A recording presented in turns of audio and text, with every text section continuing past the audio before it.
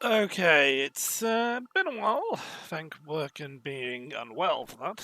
Was it COVID? Was it not COVID? I don't know, and I probably won't find out either. Anyway, last time we left off, we went to bed finally, and I regretted it because, well, yeah. Dreams can be a horrifying doorway into the mind sometimes, and more so then. So, I'm gonna get 20 real for the room. I did say I could speak to Everard. I'm going to try and find out where this other lady is, I think, first or something like that. Probably on the way, but lovely, let's get into it. So, if I remember rightly, we woke up, we hit the mother of all, I think, with the ending of the expression. Let's go ahead and continue the image. Right.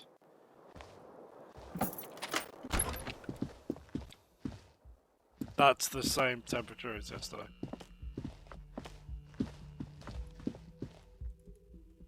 So, do we just go with... The door is closed. Still nothing. I probably could... Actually... The door is closed. Still nothing. Still nothing. This door can only... There, we're not getting in there. Please work it tough. Take breaks. Talk to people. Explore. Maybe not cough out your entire lungs. That's how there is. Oh, there he is. Okay, so new day. People have changed positions. Alright, Kimster. Morning. Morning. He gives you a quick nod. I've got some good news. I took care of the body. The thought of him decomposing in my MC wouldn't let me sleep. Great, thank you. I'm just glad he's gone. We have other matters to attend to. How we do? Oh well. We'll get the armored boots in another lifetime. Oh, could you have gone into his trunk and got it? Interesting. The lieutenant is downplaying his contribution. He got up before sunrise to get this done, and now he's quite pleased with himself for taking care of the gruesome business so efficiently. Query, why didn't he do it before he went to bed? Like, whatever. The Union muscle finally turned up, and they look rowdy. We need to talk to them. These the men God told us about yesterday? I completely forgot. Sorry, I had a rough night's sleep. It's them by the looks of it. Loud and nasty, just like the manager said. One loose thread less to worry about, and one big problem to replace it. What do you mean by rowdy? I mean ungovernable. Martinez isn't exactly enthusiastic about the RCM being here. They prefer to be policed by the Union. These men here, men who drink beer for breakfast, there's talk of an armed wing of the Union called the Hardy Boys, who are responsible for state policing. I think it's them. I don't know how Harry's seen it, but, I mean, there's so many of them.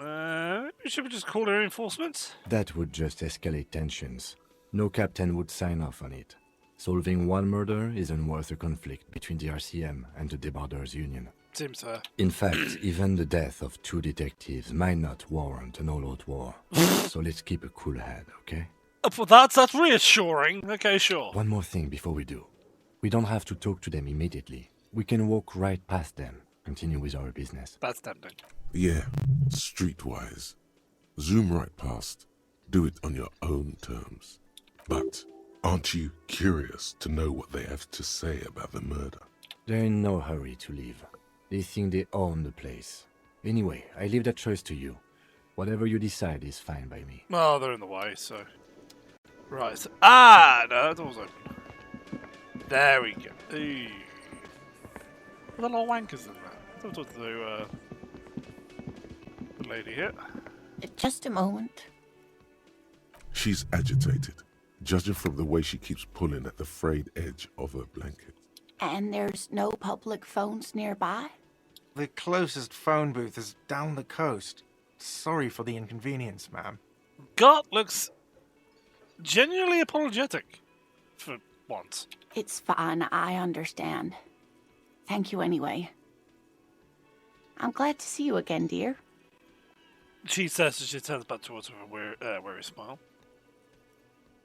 Good day, ma'am. Everything alright? Please don't trouble yourself about me, sweetie. I was just hoping to make a call, but the Whirling's phone line isn't working. Hey, wait a minute. The union office probably has a phone, but I can't really get there. Or to the phone booth down the coast. And Gary's phone is dead too. What's wrong with the phone line?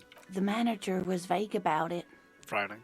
Why would he be vague about phone problems? This is something to look into later. Ask God, maybe. God's being a twat, I think. What do you do phone anyway? To let the young woman who's house-sitting for us know that we may be delayed. Morel, my husband, and our friend Gary were supposed to get back by Monday night. But they're still missing, and I haven't heard from them. I was also hoping she'd heard from Morel. She looks down. A little missing persons puzzle might just be the thing to take your mind off the hangover. Okay, I'll buy it. Has your husband gone missing before? That's just it. This isn't like him at all. He always plans his expeditions so carefully. Expeditions? But you have more important things to worry about. She glances out of the window towards the bay. More important than a missing expedition? I don't know. Expeditions often lead to something interesting. What was this, expedition your husband was on? Just some field work, sweetie. Morel is a highly trained scientist. He and his assistant Gary are studying an extremely rare species of insect. But they should have returned by now. They were just going down the coast across the water lock to set a few traps. He said they'd be back on Monday. She sighs. What could be keeping them? Do you trust this Gary person? I mean, who is he? Oh, sweetie, it's nothing like that. She says, smiling. Gary's as loyal as they come. I trust him with my husband's life any day. Aren't they in a rough neighborhood? There's a nameless old fishing village nearby, but we've never had any trouble there before. She stops. And There's a continues. lot of crime around here, isn't there? It's. I can see that it's hard to do sort of stage acting, sort of like the whole stopping, continuing, and all this sort of actually the act of doing it. But yeah, it's I can't say it's the best part of town, but I wouldn't worry too much about a pair of grown men traveling together. Kim, I am anything but grown. Some fringe science is exactly what's needed right now. Spice up that vanilla murder investigation. Thank you, Brian. I mean, you can make it police business. I can help you find them eventually. Are you sure we have time to go chasing after bug hunters just now? I did suggest we play it cool, but...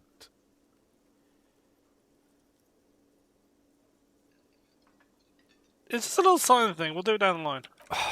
If you say so. Fuck you, Kim. Oh, thank you, officers. Truly, I'll be right here if you come across any sign of Morel.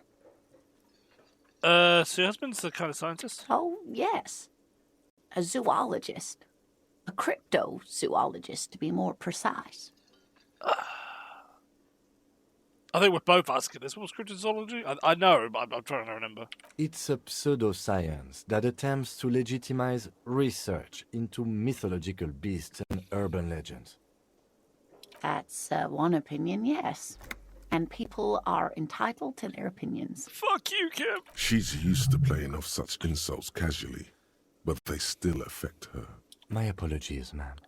I did not mean to undermine your hobby. It's not a hobby, dear. It's a subfield of zoology, one specializing in animal species that are so exceedingly rare that many assume them to be extinct or even fictitious. Searching for such species called cryptids is difficult and often thankless, and frankly, many scientists are too lazy to do it. Universities these days are rarely interested in supporting real research. Yes, we did. We conducted a survey of all these people, and it turned out that brown sauce is better than other slightly brown sauce. The quality of research at Revacholian universities has been on the decline, but you doubt there was ever a time when cryptozoology was embraced by the academic elite.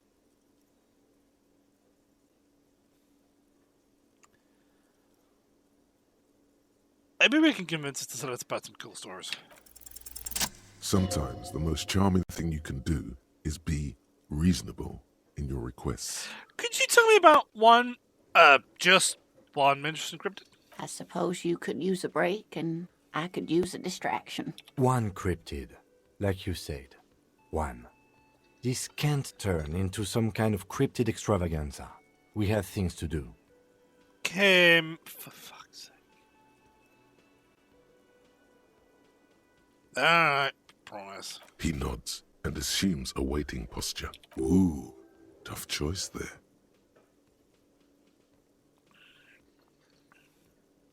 Is this the cryptid on the pen you gave me? Yes. It's the kind green ape. Half war story, half undiscovered species in the genus Homo. Yes, it was reported by soldiers in South Safra during the war. The kind green ape would visit bunkers during the night, healing wounded soldiers with its saliva. Question. Was there something about undiscovered subspecies, man? Indeed, there is. It's our closest relative among the cryptids. Same taxonomic family, different genus. How convenient. Which is to say, the kind green ape is a species with which we share a common ancestor and that evolved parallel to our own. Just like your partners.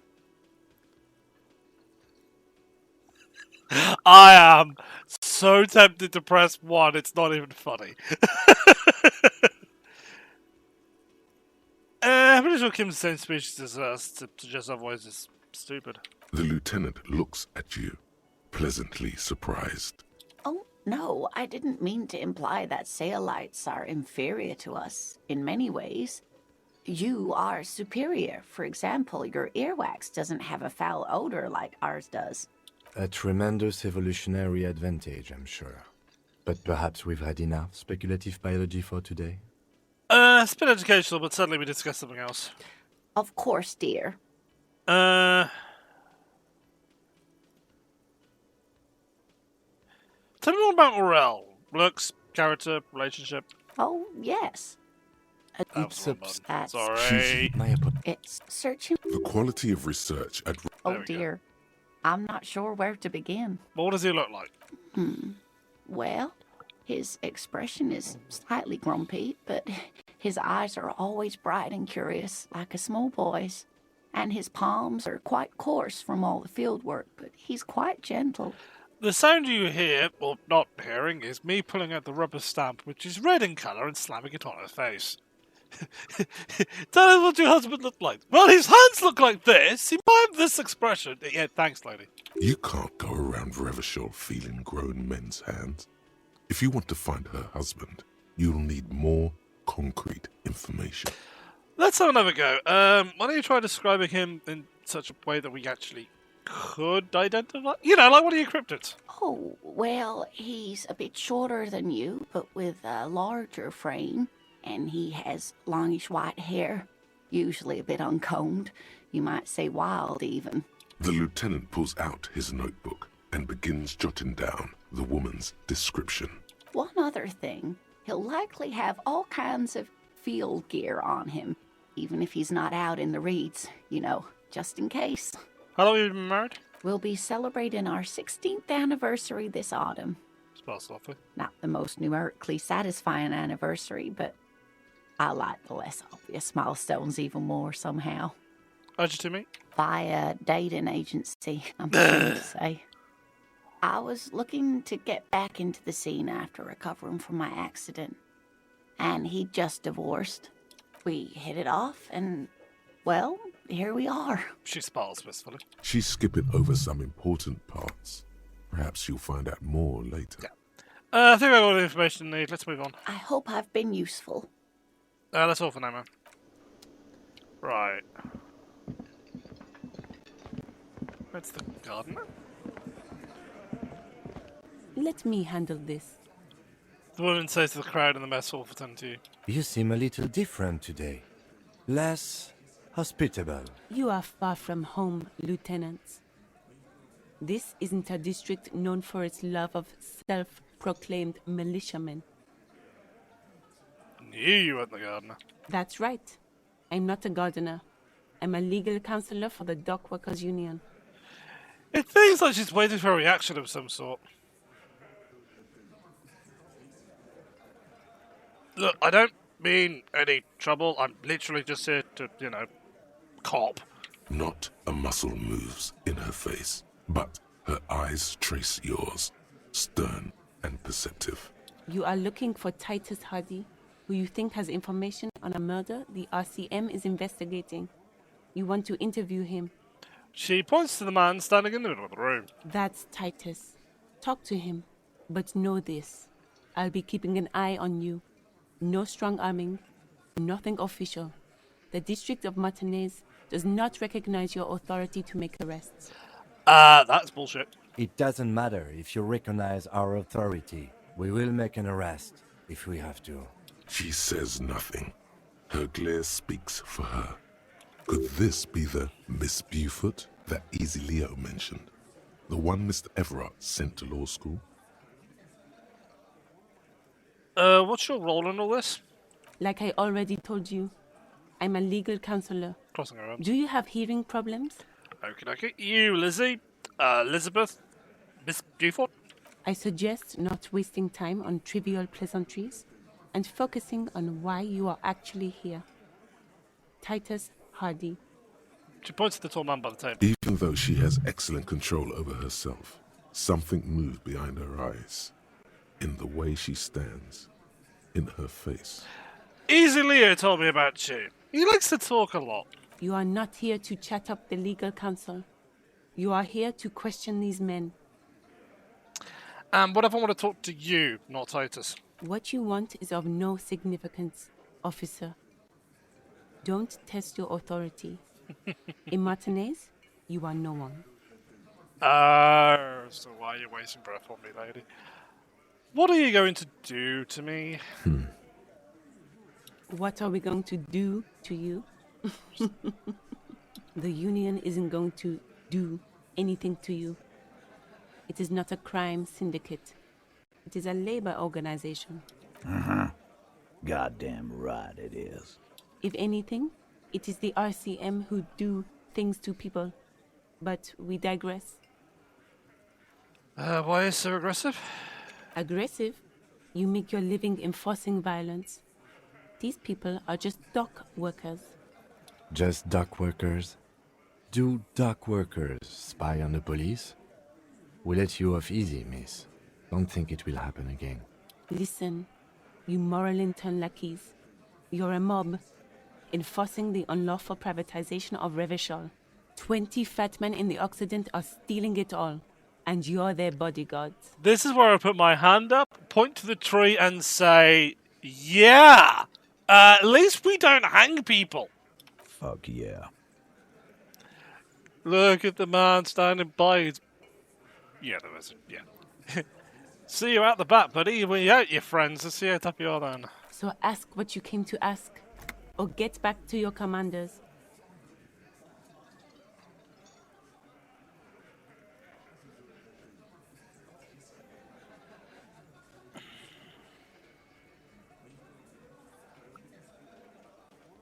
After this press too. It's cool and funny. Don't you just like all your brands taking it? Yeah, we're ending that one quickly. Yeah,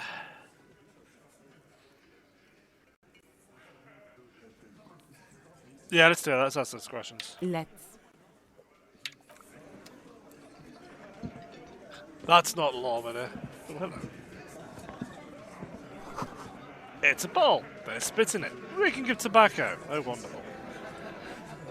That was E I was pressing. Kim! Hey, get that shit out, man. Photos of men in overalls, toting guns and newly applied. Yeah.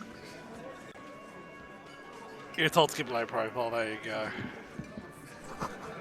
Two hornful bushes outside. This is where you say your bit. Broad-shouldered man points at you with a beer can. Detective. Lieutenant acknowledges you with a sharp note. He's leaving it to you. Let's get straight to business, shall we? Oh, actually, no.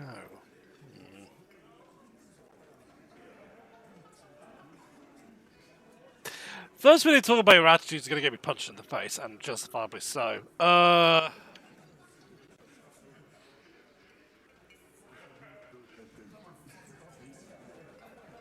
we're going to say anything. Hey, dipshit. You hard of hearing or something? The boss man's talking to you. Do not let their squeals disturb your serenity. These are but simple peasants, sire.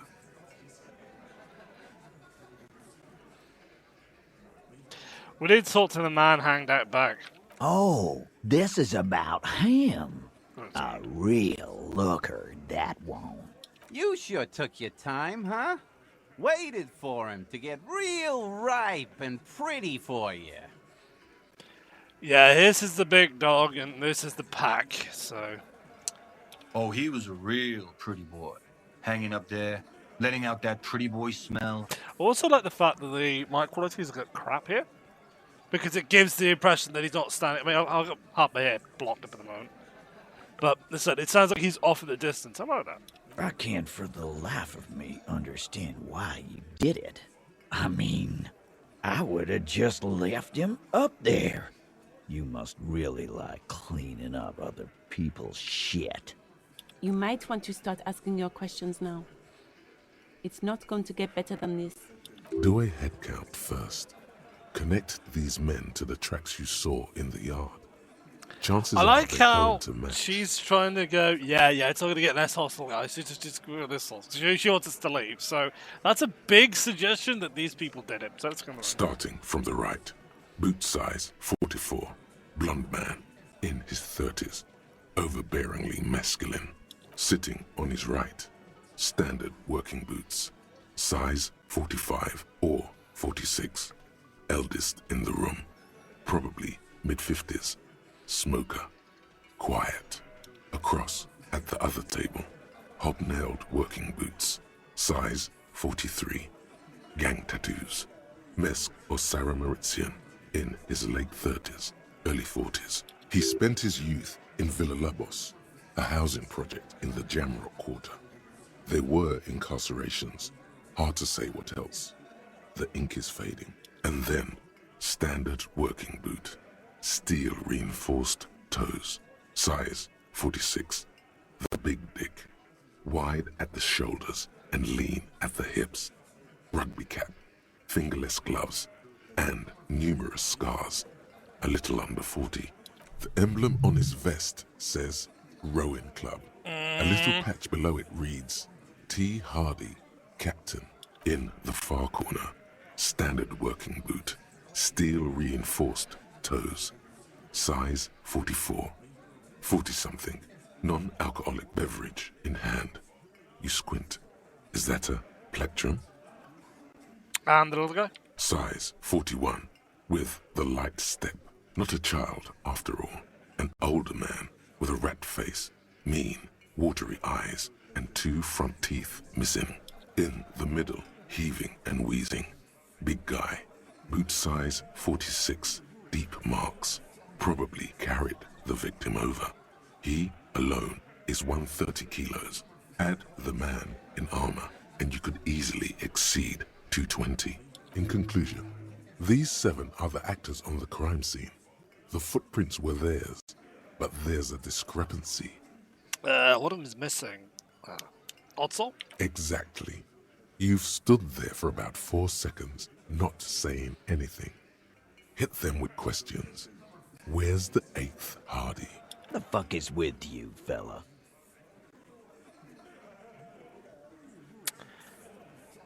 I found 8 sets of footprints, but there's only 7 of you. Where's the 8th Hardy boy? What are you talking about, madman? There's no 8th Hardy boy. There's 7 of us and we're all here.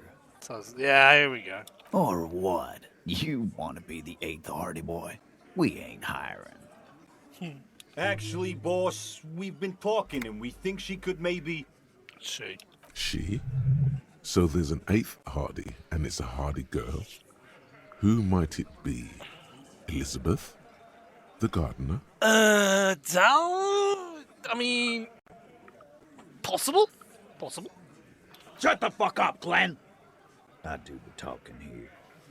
Now what the fuck do you want, cop? It has to be good if he won't let you pursue it. Looks like the lieutenant thinks so too. So let me get this straight. There is an 8th Hardy boy. It's a she, and you don't like us talking about her? That's right. We're not talking about this. This is a private Hardy Boys matter. Nothing to do with your shit. And What's Lieutenant? you're not cops here. Don't go digging around if you don't want a bullet in the back of your head. I'm watching. Oh, we're going straight to threats, are we? Oh, poor little boy. What does that matter? Mummy said no today. Good. We are all watching each other. Officer, your question. There's no point in pushing it further, he thinks. This is already a victory. We'll learn more about this 8th Hardy sooner or later. Alright. The backyard, hangman. Do I sign you up now for it, or what? The pretty boy. You guys really love talking about that pretty boy. Funny. But my partner and I have a serious matter to discuss with you. We're not pressing 3. Cargo container belt around cargo. I don't know why about it. Let's just pretend that never happened. Why was there a cargo container? Why am I so obsessed with cargo today? Why was there a container belt around the man's den? Pressing 1. Container belt? Like we use in the harbor? Yeah, why? Because we took it from the harbor where we work. Then we went out back and used it to hang him. You are under arrest. We did this. Together. All of us. Until he was dead. That's why there's a container belt around his neck. There's a catch hidden somewhere. He didn't confess so that you could take them all away. It's too simple. And I'm guessing there's a but. There is no catch. These 7 honest men have all equally come forth to tell you what happened, so that you don't waste any more of your time. All 7 together. They're diluting responsibility. It's an anti-arrest tactic.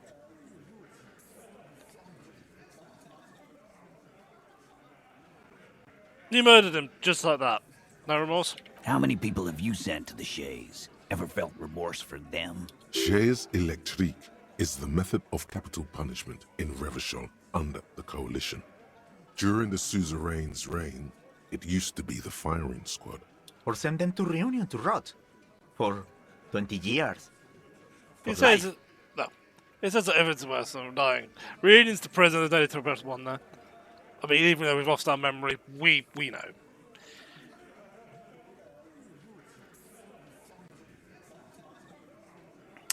What we do is different. We enforce the law. You just kill people like it's nothing. But you see, a lawman, is something people agree upon. And here in Martinez, we agreed that this man had to die. Who called the shots that night? Are you deaf? There will be no singling anyone out. You can't arrest a Hardy Boy without arresting all Hardy Boys. Do you think you could do that? Do you think you could arrest them all? Shadow of smirk passes her lips as she tilts her head. A trick question. Don't let her lead the conversation.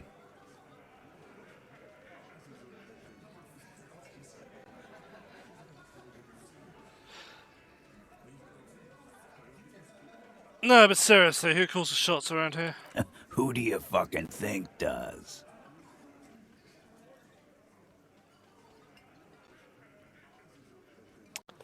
Everett Kane runs the union. You answer to him, right? You keep him the fuck out of this. We have autonomy. It's all on us. Everard runs the union. I run the Hardy Boys. When the shit starts spinning, it will not land on Mr. Clare. That's the deal here. The Fixer will ignore the notion completely, focusing on Titus's culpability. When Titus Hardy says he runs the Hardy Boys, he means that in an administrative capacity. On that night, everyone acted as one man. They're not acting as one man at the moment, though, are they? So when did this hanging incident occur? You don't have to keep answering his questions. Peter turns to remind Titus. I know, Lizzie. Relax. We killed him last Sunday night. Seemed like a good way to end the week. How long have you known the victim? Known him? We don't associate with scum like that, asshole. Thank you. Yeah! Who do you think we are? Nothing. Quiet. He came around about 3 weeks ago when that Pines cow first sailed into town. I don't know where this Happy? Pines person is. By the Pines cow, you mean the representative for Wild Pines? The shipping company you are striking against? No. I mean the Pines cow. The stupid-ass cow they sent in to fuck us over. But you know what? Hang on, this guy sounds familiar. Doesn't this guy sound like the scab? Let's go see if he's still there. Why don't you ask her about the pretty boy? I'm sure she has interest in things to If I say knew what she when you was. ask her hard enough. That's enough insinuation for today, Titus. Officer, your interview is drawing to an end. Don't waste your last questions. Why did you kill him? Why? 'Cause he was worthless mercenary scum. And he stepped out alive in my town. Your town that you answered to Everett Kane for. Okay, right you are, little puppy. So he's a mercenary, that it? And he stepped out of line. He repeats, short up shut like a vice. What kind of mercenary? The kind that shows up when you start a strike. The experienced kind, too. Had Cohoy and Seminine written all over him. Ex-Oranese Special Forces. A live grenade. Right here in our bar. I can't prove it, but I know he was sent by the Wild Pines. They hire merc shit like that. Story of every strike from here to Samara. So how did you even know he was in the Special Forces? Cause one night he walked straight up to the mic and said, "I'm RNE's goddamn special forces, and I'm gonna fuck you all." Right you are then. Really? Yeah, really. Had a gin and tonic up there, sang some RNE's paratrooper song, and said he's gonna fuck everyone. We couldn't believe it either. But he fucking did. Right there. Like some kind of animal. Sire, the tale is true. This is a serious violation of the karaoke code. Alright, but what did he actually do wrong? Wrong? He harassed women, raped one, harassed workers, threatened to kill some as a warning. Well, that's a serious insinuation. From rape to harassment to threats of violence. Why the strange de-escalation? To kill us all, if we don't open the gates, if we don't let the scabs in, if we don't bend over. And that was before he started coming here. Yeah, he said it was his favorite joint now. Started coming here every night. Drinking, grabbing girls. Grabbed one of ours mid-karaoke, right there on the stage. He grabbed someone? Tell us trying to make sense of the flood of information. Yeah, this girl's on the mic, a beautiful girl, young. Gets into the second verse of Lover Lake. The fucker grabs her legs, starts screaming, "Show me your cunt! Why don't you show me your cunt?" Then, he gets knocked on the head with a wine bottle, doesn't even fall down. Was it the same girl you said was sexually assaulted? Aren't you fucking listening? My man is talking to you. He took care of it. They got the girl out before anything else could happen. So you're accusing him of the crime because the crime didn't happen. Okay. Yeah. Me and Eugene got her out. Aren't you fucking Eugene. listening? There's something odd here. Seems like they don't want to talk about that rape Titus mentioned. Why not? This is a serious allegation. Okay, Let them so... talk about it. Sorry, Brian. So who was the subject then? I mean, if you're gonna make it, you may as well make it right? No. You're not getting the name. That's a Martinez matter. And I'm not discussing it with you clowns. So they're making it up, or she actually is the one that killed him. There's nothing you can do for now. He's stonewalling you. How'd you kill him? We hanged him up by his neck until he got real still. Wasn't that obvious, Copper? He was unconscious when they dragged him over. Didn't they teach you anything at the cop school, idiot? The autopsy showed there were no ligature marks. His hands were not tied. Can you explain that? The lieutenant goes in for the leg sweep. Titus does not see it coming. Look, I'm not gonna play 20 questions with you, You didn't Capo. kill anybody, I'll pretty say boy. it again. We killed him. You didn't kill shit. Yeah. I knocked him out. Came up behind him and clapped him in the back of the head. He went down like a sack of sand. That's right, lawman.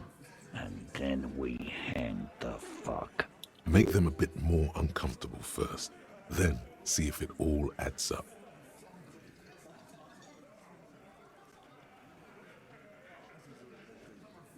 Let's do the others first and save that as my bullet. Mr. Tats, what did you use to knock the victim out? My fucking elbow, Copper. Samurai boxing style. Samurai boxing, or Sambo, is an eloquently violent set of one-on-one fighting moves, originating from the Samurai Isola. Sambo style implies stealth, cleverness, and cool. He may be lying, but he's good at it. No twitching, no rushing, no uncalled for details. Where did this all take place? Right fucking here. Eugene already told you that the fuck had started coming to our bar. So why didn't Gart tell us? Yeah, man. Weren't you listening? Yes, I didn't get up in there. Pull the trigger. So things aren't quite here, are they? Titus is solid as a rock, and so are a few others. But Who's cracking? This one. He's sweating profusely and has difficulty breathing. They're smart to kept him out of the conversation thus far. Definitely the weakest link in the chain. Hey you, you having trouble there, mate? You alright? No. He looks up, startled, forehead shiny from the sweat. A few cord locks are peeking out from under his warm woolen hat. Of course he's having trouble breathing. Just look at how fucking fat he is. Man, next to the big guy bursts out laughing. Fuck off, Shanky. Angus is a powerful guy. All muscle. keep your eye on this powerful guy. Sooner or later, he's going to break like a piece of twig. Something you're not telling me. And fuck you, too, Copper. Picking on Angus like this. We're done with this schoolyard shit. And just so you know, he doesn't have trouble breathing. So thank you for telling me that he's sitting on something. Gotcha. This one is a stone wall. You won't get more out of them about the night of the murder. Alright, I've got other questions about that, don't you? Like what, Copper? Why don't I just arrest you? Yeah, lawman. Why don't you? It's almost an anthropological sight, watching him try to assert dominance over you. As he says, taking a step closer, fixes his ball cap. Not in the arresting mood? His mean little eyes come alive with hatred, yeah. By your side, the lieutenant keeps his hand away from his holster. You hear the nylon of his coat hiss as he steps closer. Easy. Walk back from the provocation. They're armed, and they outnumber us. The lieutenant tries to establish eye contact with you, while the little rat-faced man reaches into his sleeve. There's a knife in there. Some of the others reach for their belts. Their eyes are light. Easy now, that's just talk. Wise move. You made the right choice there. Now make another one and get the fuck out of our booth. We're not gonna do this again. What are we gonna do now? Nothing. Your investigation here is done. Leave Martinez, go back to your stations where you belong. I think we're going to stick around, thanks. Some things don't add up here, Titus.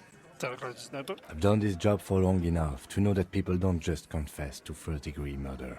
Even if it is a group responsibility, we're going to look into this. Good luck with that. You've heard everything a rent-a-cop is gonna hear from us. Real law officials. You're lucky you didn't get a beating. We're going for it. Establish Yeah. authority. Yes. Authority. Feverish thoughts race through your mind.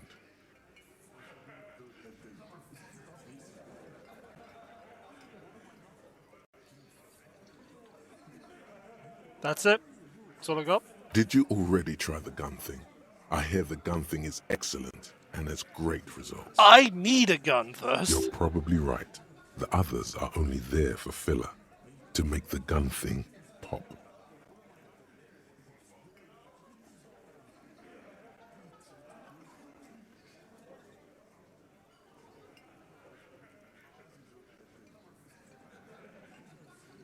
I'm gonna get stabbed. I'm not doing the gun thing because that's gonna get us killed. I want to be able to back out of this, but I think in the bed we're gonna lay in it. I nearly think keeping this time from going to hell, and you're not helping. And what exactly is it you've been doing that's so goddamn special? Shitting yourself in front of us. Going around, harassing kids on the street. Kids who've done nothing wrong. All the while talking racist shit. Don't think we aren't watching, fascia. People here trust us. We're getting complaints. Fascia. That's short for fascist.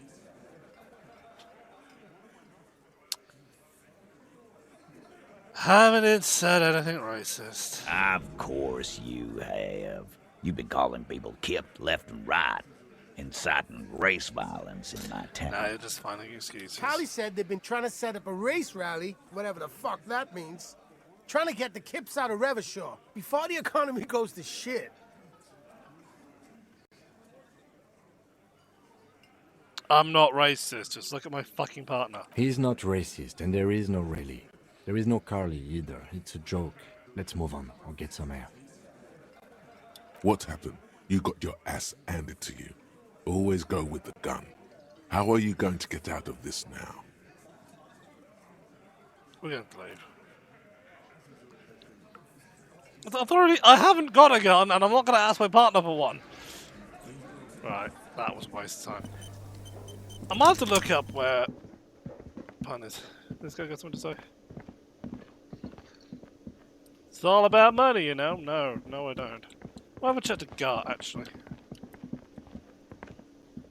Can I help you? Never mind. Oh, let's get the fuck out of here. So Angus is the weak link there. I'm going to try and get him alone.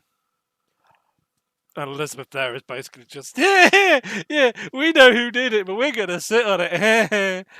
Theory is, if it's not the scab that did it, which it clearly isn't, which is not right, because as Brain said then, you don't just turn around and say, yeah, we hanged the fucker. I mean, sure, 2 coppers, but...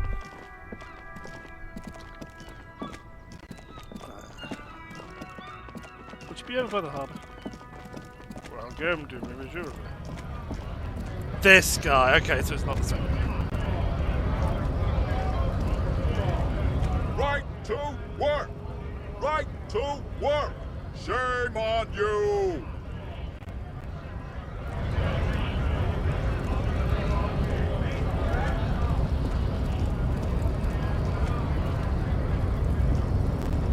So, how'd you like our harbor?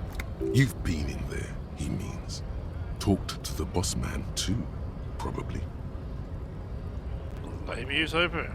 It's but a rest area on the path leading across open plains.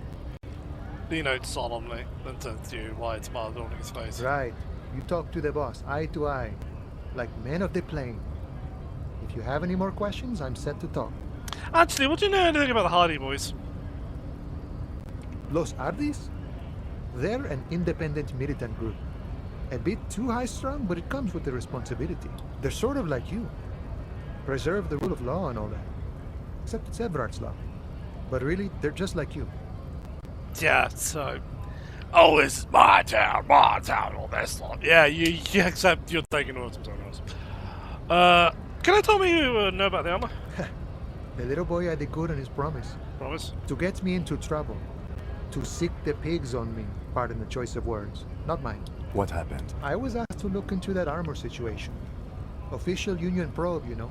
Track it down, see who took it. Did you? At first I thought, why not? Maybe the pieces can feed the strike. Buy us a few more days under the sun, you know? So I went to this boy. He said he'll make me his prison bitch. He's got eyes everywhere, and the cops in his pocket, and he's the king of Jamrock. Serves me right for doing menial footwork. I dropped that probe right then and there, and it still got me into trouble. One bad move is all it takes. Brave into the armor. What you learn? I learned that people don't want to talk to a drunk Union man about some armor. Fair enough. What else? Not much. Technical stuff mostly. That was the interesting part. Also technical stuff? I did some research into this armadura. Let's say I have friends at the library. This is a robot smile. I didn't get into the material science, just how it comes off. How does it come off? In parts.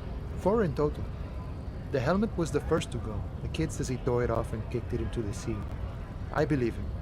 The boots were still on the guy last I saw. Too hard to remove. So, as I count, there are 2 parts missing. The gauntlets and the cuirass. This is where I left off. Too much hassle. More like a job for some militia. So there's 4 points of armor for the grabs, and the rest of the boots away. I guess you won't be collecting them all then. That's less work for you at least. Hold up. 4 pieces. Helmet, cuirass, gauntlets, boots. What about the leggings? Oh, they're just gone. They don't exist anymore, if they ever did at all. Forget about them. I did. Right, so he's got them. Actually, I got way better things to do. I agree, officer. Let's focus on the hanging, and later some junior officers can take care of the rest. Nice. From what I learned, there was a very heavy, boring set of armor. So Kuno used us to, escape? It's a minor nuisance. It's all good. Thanks to the corporation. No problem. If you see that kid, thank him from Call Me Mañana. Thank him for showing me the way. Always relevant. It turns out he has one hell of a colonial mud collection. Yeah, the janitor who gave me the key to his apartment said the guy's a bit of an asshole.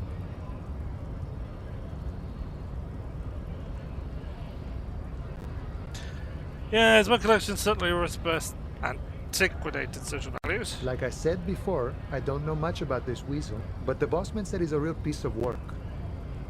Thanks for helping out, friend.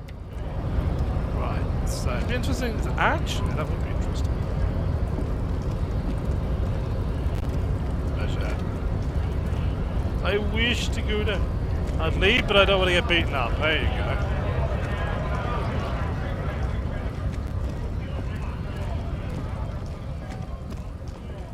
A lorry stuck in the traffic jam. This big, heavy Grad-made machine is well kept for such an old machine. It's in the window. The windows are clear. They've been recently washed. You can see a lorryman's cabin with personal belongings, stickers, insignia.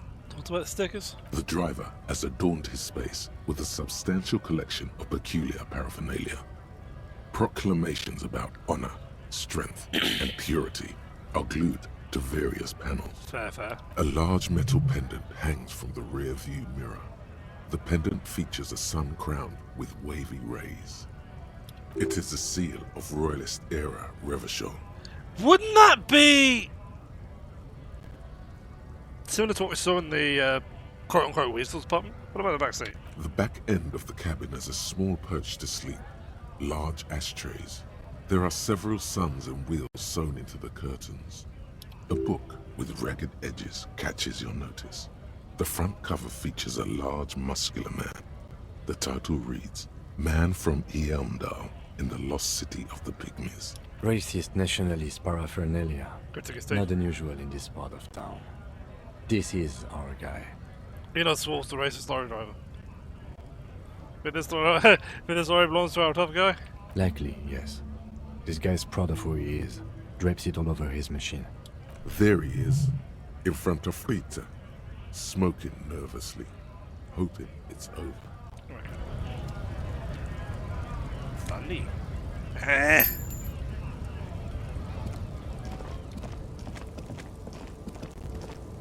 So there's the old lady that Kim doesn't want us to talk to. Which is fair. I don't get any further down the wild pine.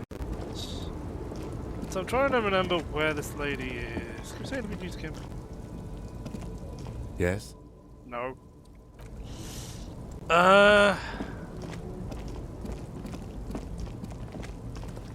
This is like where I start having problems, because it's not obvious where I need to go.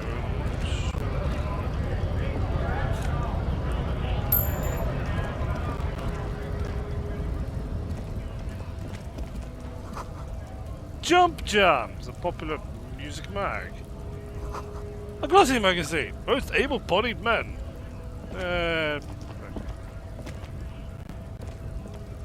Looking for something? What was that argument all about? It's about biological determinism, natural law, the sorting of the races. It's a bit around. Not the most popular topic nowadays, with the coalition in charge and all. You might want to change the topic. That is, bury your head under the sand like common sheep.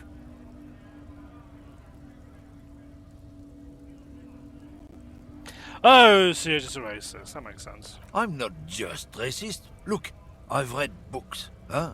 The science of racial theory has all been proved, even if some people don't want to accept it.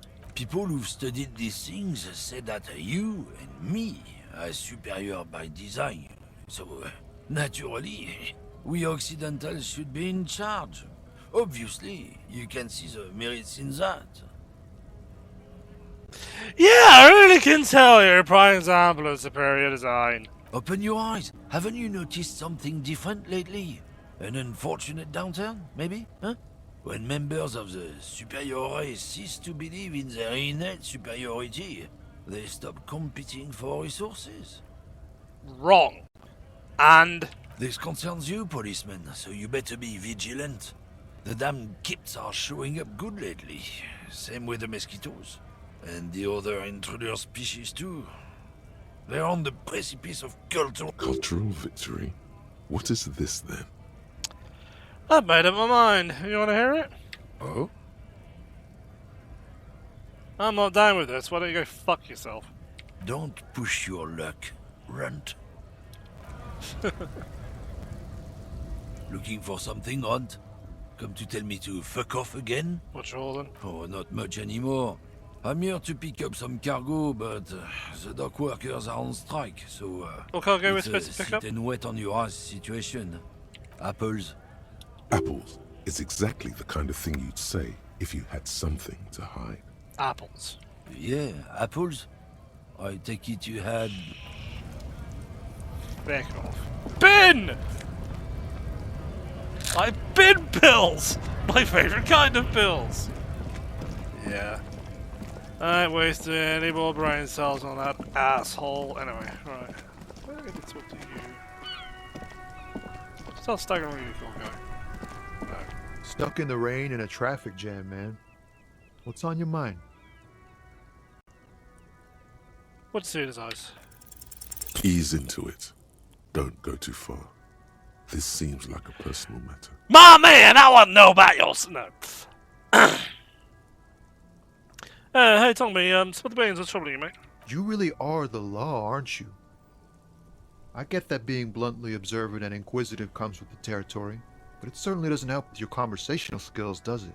That all the beans you got, Tommy? Damn, it really is hard to talk, man to man. Alright. Need more... Droplets of rain fall on the white on blue police livery of the motor carriage. Why am I even thinking about this? Wasn't I supposed to... Do something important? Something murder-related? There's always something important. Doesn't mean you can't take a moment to admire this piece of machinery. This is a Caprice Canema, the Caprice Motor Corps follow-up to their highly successful workhorse, Caprice 40, and the answer to the Lum's racing breed, Ferv series. With its air-cooled, rear-mounted 12-cylinder compression ignition engine, driving the rear wheels through a 4-speed manual gearbox, the Canema is able to reach 100 kilometers per hour in 13.5 seconds, and go on to a top speed of 180 kilometers an hour. And probably go a base over tea kettle around the first sharp corner. The high center of balance is offset by a large battery bank mounted at the bottom of the cabin, feeding all the auxiliary systems and making the Canema effectively a mobile power plant. Hey, okay.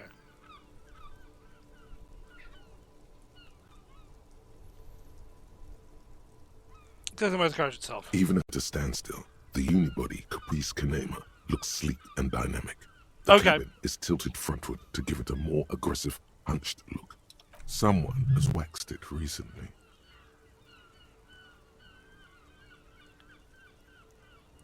That machine really puts the loco back in locomotion. Finger guns. Plus the vehicle. Very cool. Mm-hmm. You want to take a closer look? Fine machine. Yes. An extraordinary machine. It's nice and all, but why so modest? Put some zing into it.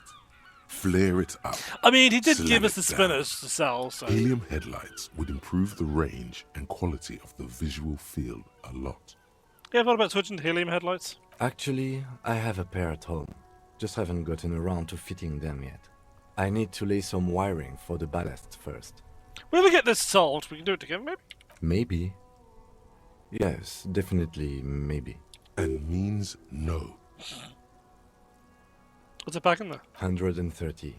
I reckon that's a 7-litre V12 there. Man, that's got to be a major advancement over the KR18GU engine on the old Caprice 40. Must be an advancement on the KG... Dave. Must be an advantage on the KR18GU engine on the older 40 models, right? Yeah, you know it? Space 6, cast iron blocks, well chamber injection, dual chains driving overhead camshafts, 2 valleys per cylinder, hydraulic valve leash adjustment, I had it right. Yes, that's right. I'm very impressed that you know these things. I got it smooth. Can't remember my own name, knows a lot about cars. Oh yeah. What's this? I remember right, this is a call button. An old call box with a matrix of push buttons lists all the companies in the East Delta Commerce Center.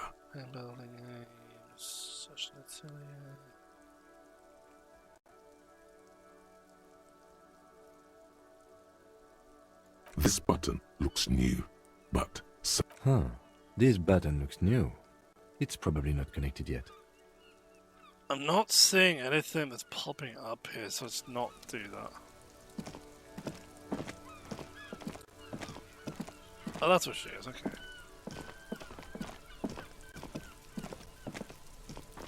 Oh, what up, Kuno? Fuck does Kuno care? Talk to Manala about the armor. What, is it Maniala? That one. So?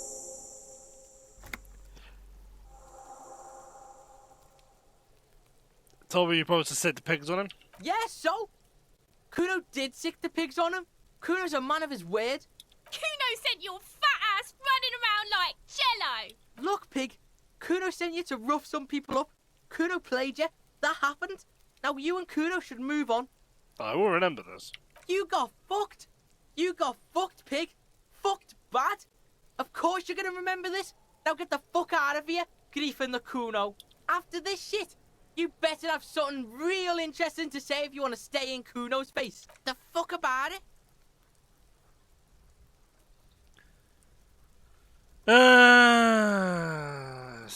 You're testing. Get lost. Kuno doesn't.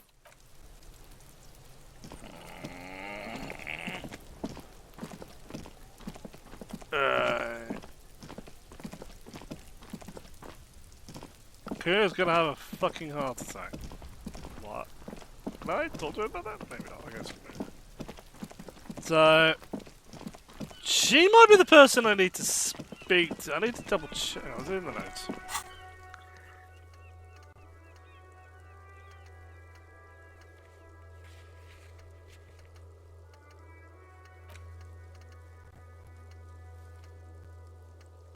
It's not on my thing, so.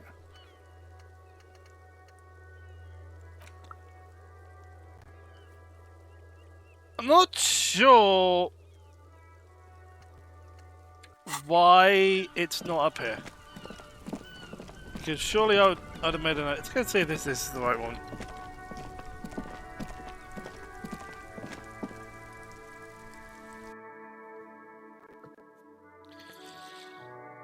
because I need to speak to her. If this isn't the right person, something random names. It's been a while. The other problem with playing games like this over a long serious time.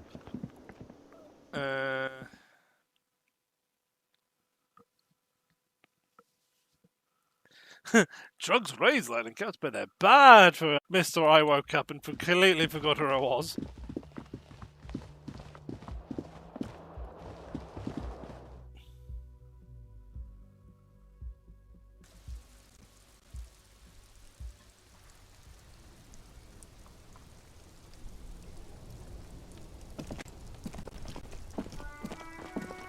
Oh, she's on the roof, okay.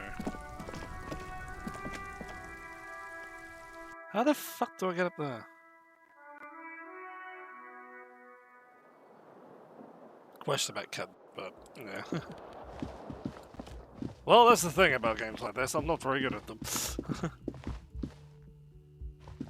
Alright! Thank you. Buy a book. Reading passes time quickly. Well, the way I'm derping about, I'll just go spin in a corner somewhere.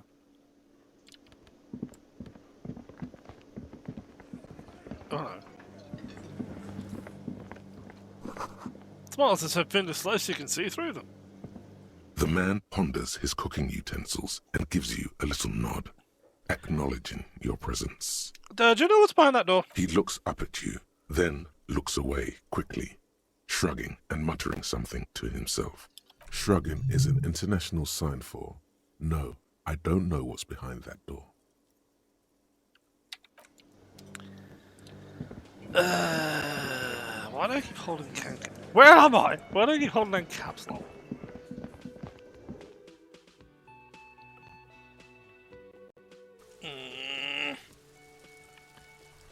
I think first and foremost, we're going back to the weeds that moved.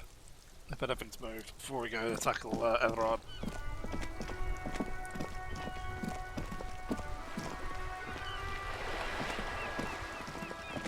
Have you no shame? Whining about your back every time you bring out the measuring tape. René, you're a man with a fork in a world of soup. Please, let's just try to enjoy the game, alright? I'm trying to, but you keep breaking my concentration. You're old. I can see that. We're both old. Now stop grabbing your ass like it's a girl. These manly men are playing balls. This is a ball game. Grab a ball and play it. Don't ask questions. Shoot first. Ask questions never. Shouldn't I ask what game it is first? No, you got this. There's the ball. You're the game. Mario time, fellows. Sure, officer. I am René Arnaud. And my specially abled partner here is Gaston Martin. How can we help you? I think I found your guard booth. Yes. The Debardeurs Union pays me to stand vigil during the night. Not out of any political allegiance, mind you. I'm an old man. Don't sleep more than a few hours every night anyway, and money is tight. You must have seen something of the night of the murder. Booth looks right in the yard. Yes, it does. Unfortunately, I wasn't working that night. Been on a 2-week leave since last Monday. Why you on leave? It's a private matter. Nothing to do with your investigation. You see, officer, René is the kind of man would rather die than admit he needs medical assistance or, God forbid, sick it. A real man's man is just gonna ride it out. Got it. I'm fine, goddammit. Mind your own business. It's nothing. Just got to cut back on coffee. Did I next service pay meds? I think I did. So who's working your shift that night? No one. The boss has been unmanned since last Monday. There's no other guard. It's just me. No one has been guarding the container yard since last Monday. Yes. It's not actually an issue. I mean... Look, officer. The container yard doesn't actually need a guardsman. Never had one before René. Monsieur Claire had that booth built specially for him. It's mostly decorative. Mostly decorative? The possibility Someone being in there is enough to discourage any ill-minded individuals. Evrard created this job for René because he knows the royal carabineer's pension of honor and PTSD isn't something a man can live off. A decorated kingsman collecting tear reflects bad on the whole neighborhood. His words.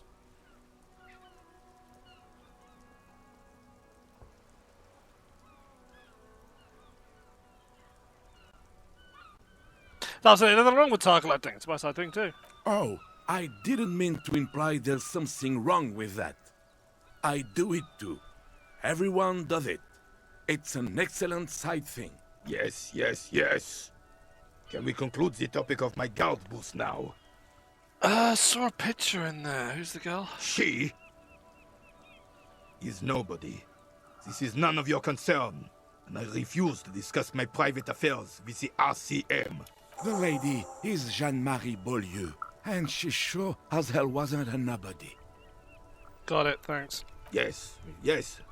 Like I said, it would be up anyway, so might as well keep an eye out. It keeps my senses sharp.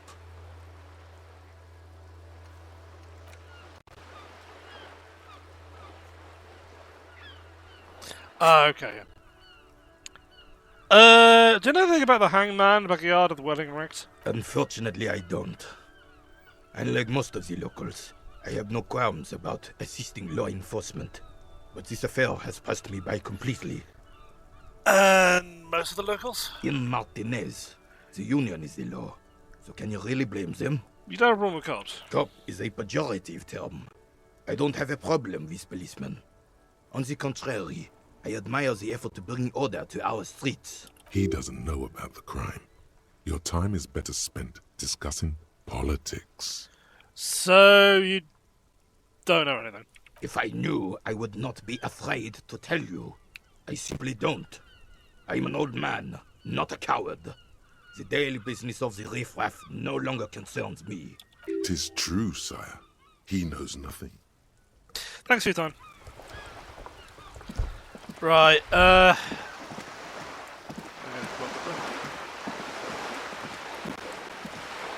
those.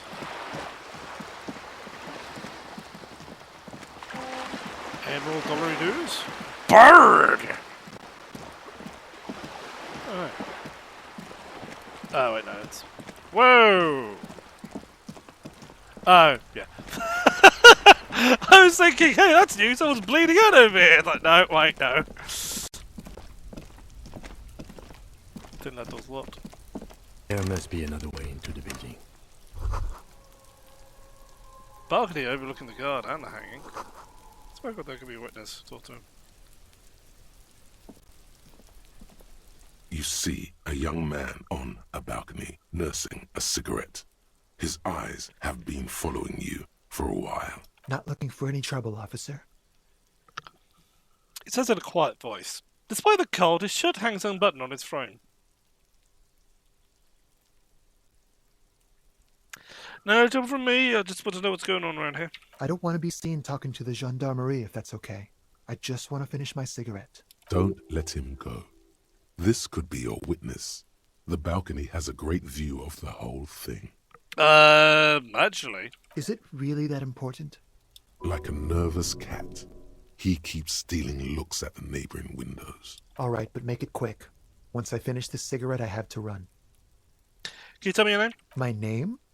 My name is Martin Martinez. That's definitely not his real name. Sure, buddy. No, of course not. Could you please lower your voice? Scans the courtyard. It's silent at the bottom of the well. Yeah, this is the owner of the... I think I left this man's door unlocked. Let's take a view of the word in his background. Can you tell me anything about the hanging? I can tell that you finally got him down. Thank you.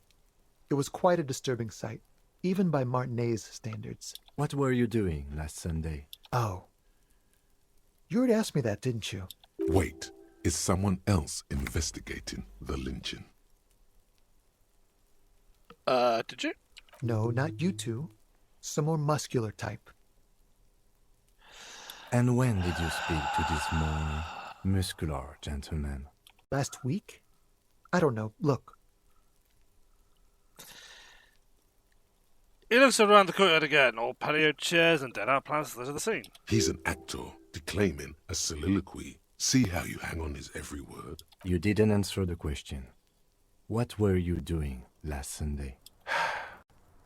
I had a friend over. What kind of friend? He was my Sunday friend. Did you have a real name? Did he see something? He doesn't reply, gesturing no with his cigarette.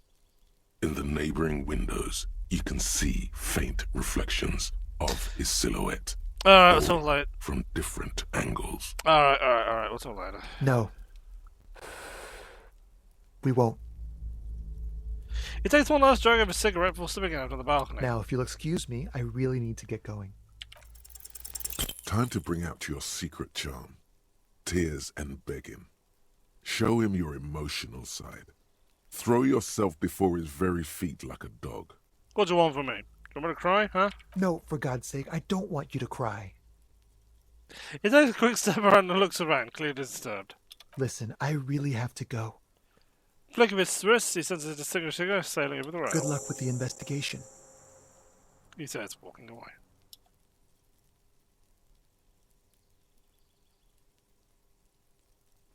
Up there, right. He's gone. Should run after him and see where he went. No point in running. Tenements like these often have multiple exits.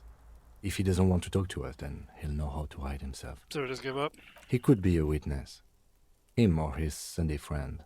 Either way, we need to look into that muscular type who's asking about our case.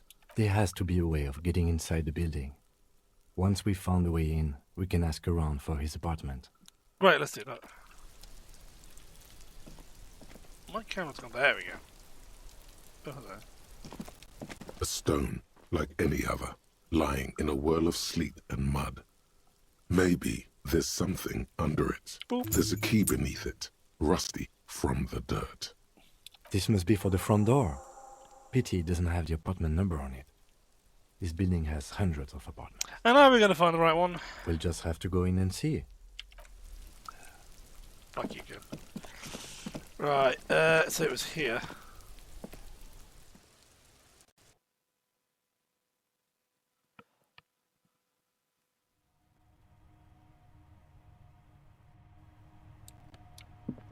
Nothing appears changed. A row of mugs sit. Okay. Nope, nothing's changed.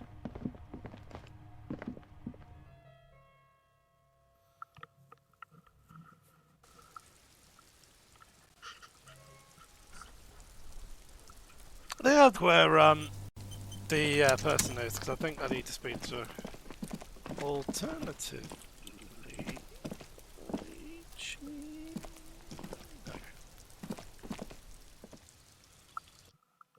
do this and call it a day. Actually, no, I'm going to talk to her. No, we'll see. Eviction notices and missing pets are plastered on top of each other. This box is filled with cleaning mechanicals. It smells of laundry detergent.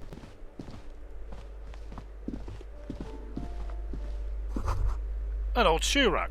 Boot, sneakers, old slippers. These shoes come in 3 different sizes. Apartment 12. Loud rumbling snore comes from within.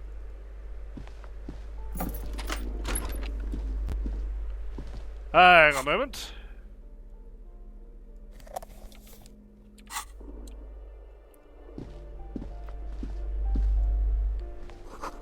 Moss crawls to these bathroom tiles. Actual moss. Shower curtains are covered in some sort of slime. Ew.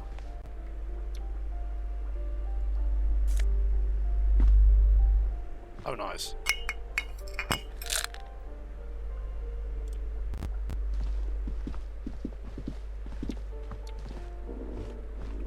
That's like the forehand.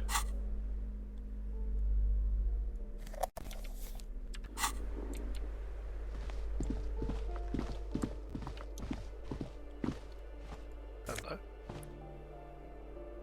Oh, nice. Is that -1 in authority? Yeah, no.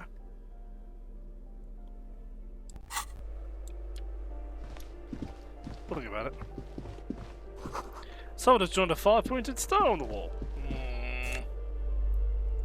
Nice. This door has been closed with a padlock. A chalk-drawn number on the board says number 11. Let's look at the padlock. It's a solid lump of metal, but the shackle is deeply corroded. A solid pair of chain cutters would make short work of it. Better whip out those cutters. You won't get very far otherwise. No reply. Okay. Just confirming it. This is breaking and entering. I don't care. This door has been closed with a padlock. What are you doing? You're trying to cut the body of the lock with the chain cutters, and it's really not working. I believe it's the shackle you need to cut, Detective. David, that's what I'm trying to do. Perhaps you should give it another go.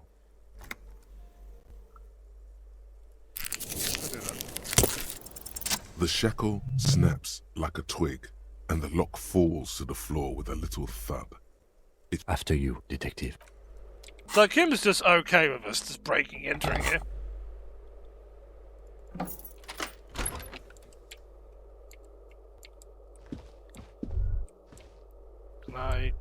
That isn't just a 5-pointed star. It's an inverted white pentagram cradled in a wreath of antlers, the iconography of communism. The star and antlers was developed in the 6th decade of the last century and quickly adopted by Mazov and the communards during the revolution.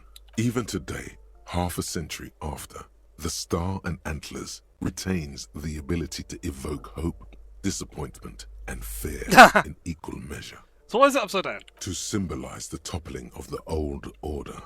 Also, some social democrats were already using it. Why white? Because white is the color of peace. What does it make me? Nothing at all yet. Right now, it's just meaningless shapes on a wall. Okay.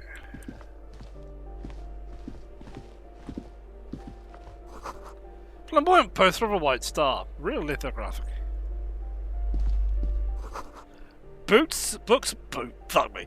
Boots of Critical Fury on monstrous covers. Yeah, you can read that one, sorry. Oh. Oh my!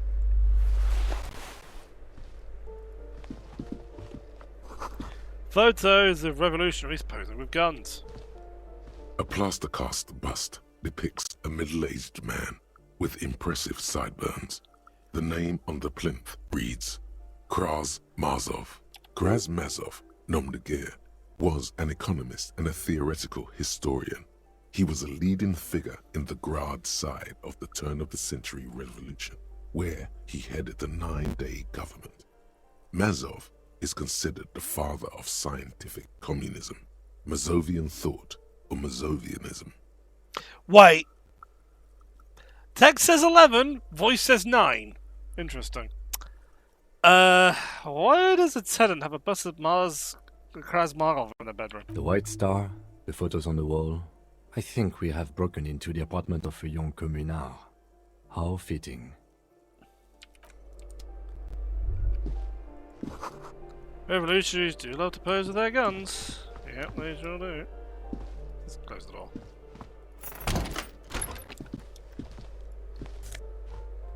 Hey, Lemire, that should be 20. I'm math. You hear someone walking around inside, rearranging the furniture. The number on the panel says 10. The walking stops abruptly, but no one comes to the door. A poor communard, from the looks of it. The room is barely bigger than a closet. This time the steps come closer. Who's this? Demands a female voice, very intense. This is the police, open up. Do I have to open the door?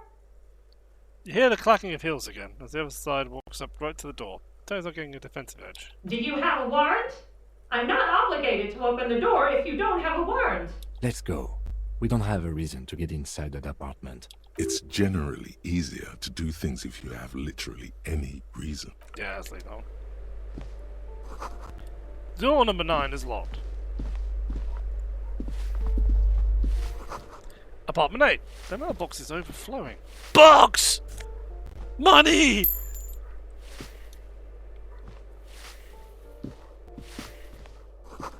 Graffidio says, a firing squad for the Reach. Give me a moment. An elderly woman is cleaning a broom. Her knuckles white as brown. She seems to be having difficulty breathing. The cold never does any good for my bronchitis. She sneezes into a dirty handkerchief. So take it along, I've got a few more questions. Go ahead then. What do you want to know, policeman? She's the cleaning lady. She knows the floor plan and the residence. Looking for a young male, his mid-20s, dark hair, skinny build, smoker on the balcony? Yes, yes. I know who you mean.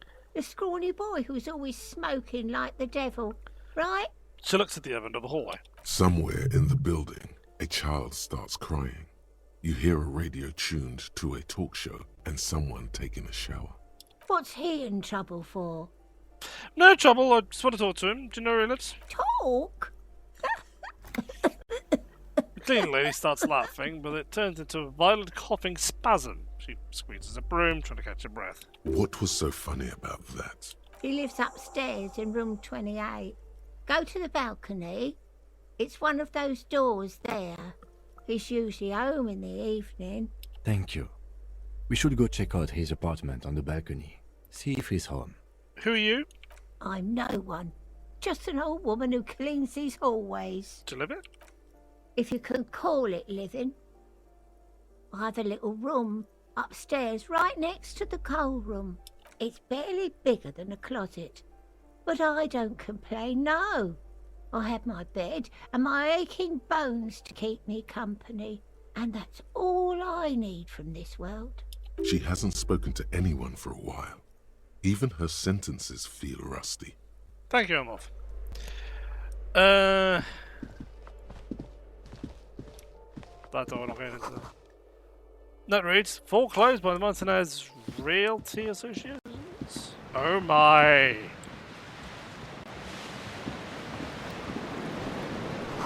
Sea below looks cold and winter grey. Someone has torn down the wall.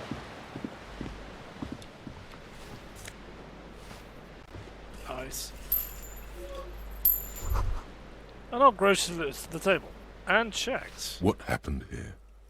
You can't foreclose an apartment with a hole in the wall. It will still be accessible through the apartment next to it. That one didn't have a door. Sadly, nothing of great value remains here. Except for the stuff in the fridge. Indeed.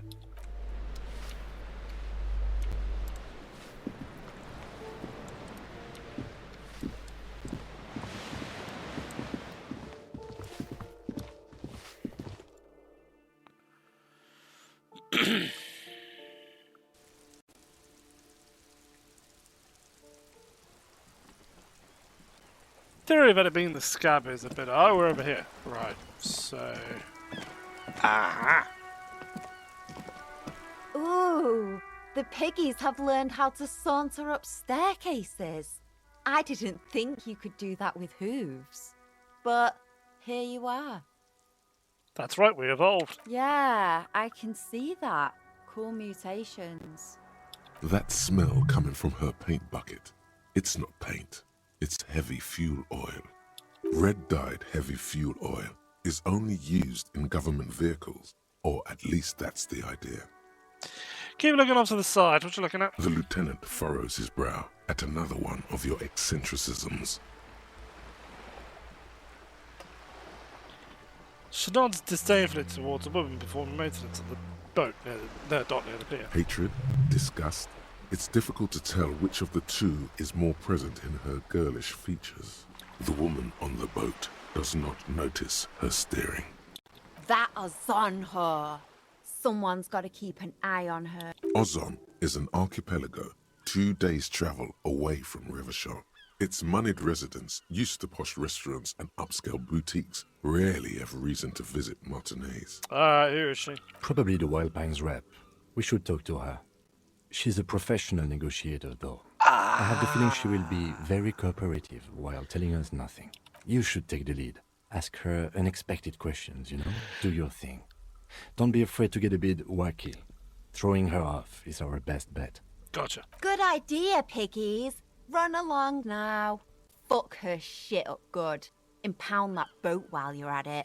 I'd like to watch her swim back to Ozon. Hold the phone. Is that government fuel oil?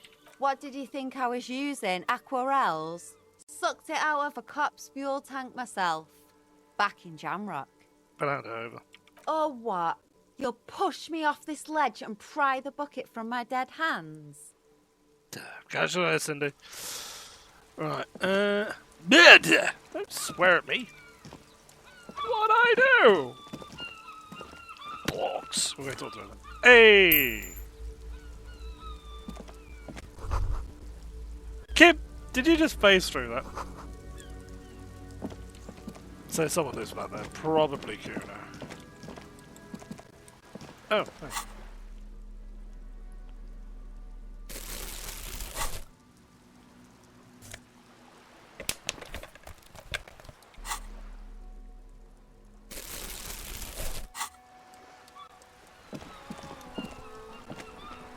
Right, so... Yeah. It's probably Cindy's place here.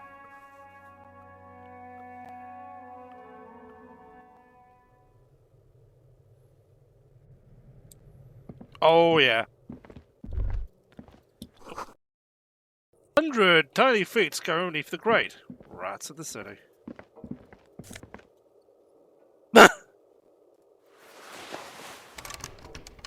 Sounds a lot. Enough cold to last for several winters. Smells like chemicals. Someone's been sleeping in recently. Cindy? That's my fault. My pants now, motherfucker!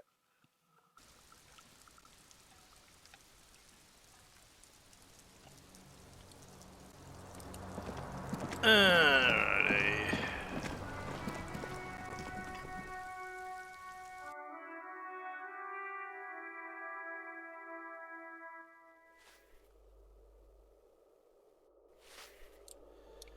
And down this way, I think.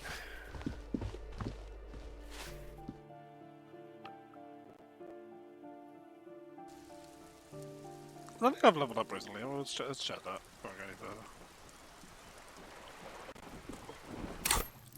Oh, I have. Go on, phone.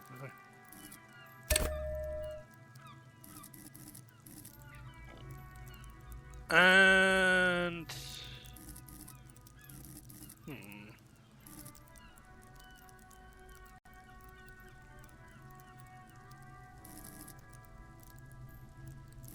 let's go with. Let's save this one for now.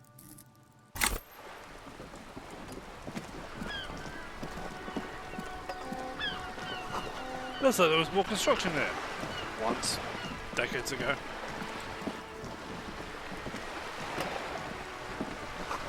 Document reserves residents of rural gods. You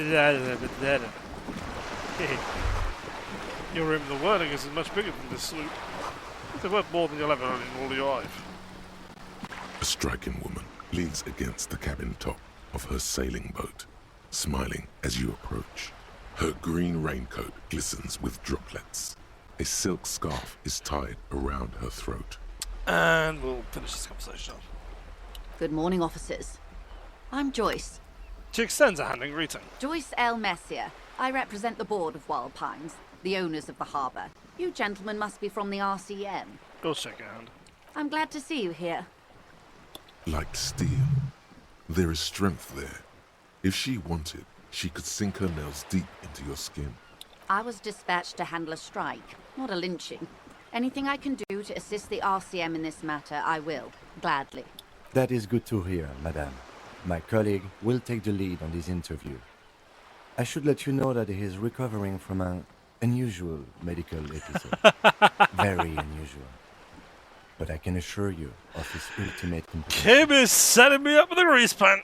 There's a trace of irony in his voice. Yeah. Mischief, even. This is a tactic. Didn't need you for that one, Brian. It happens quicker than a shooting star.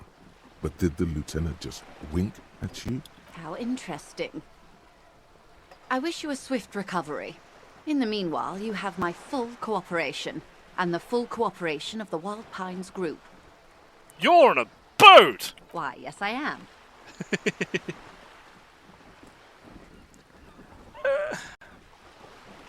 Does it have a name? The boat? No. It is called Cordelati 19 because that's the type of sloop it is. Okay, but what kind of boat is it? It's a pleasure craft. A 19 pacer. It also happens to be rated for Category 1 racing. Though these days I mainly use it for business. How'd you like it? My sloop? I like it a lot. It's the eel's hips, baby. It's the eel's hips, baby. I'm enjoying this part of the interview. It has so little to do with the murder we're investigating. Fuck you, kid. I really do, the lieutenant thinks. Is she thrown off yet? He's looking at the woman, assessing her.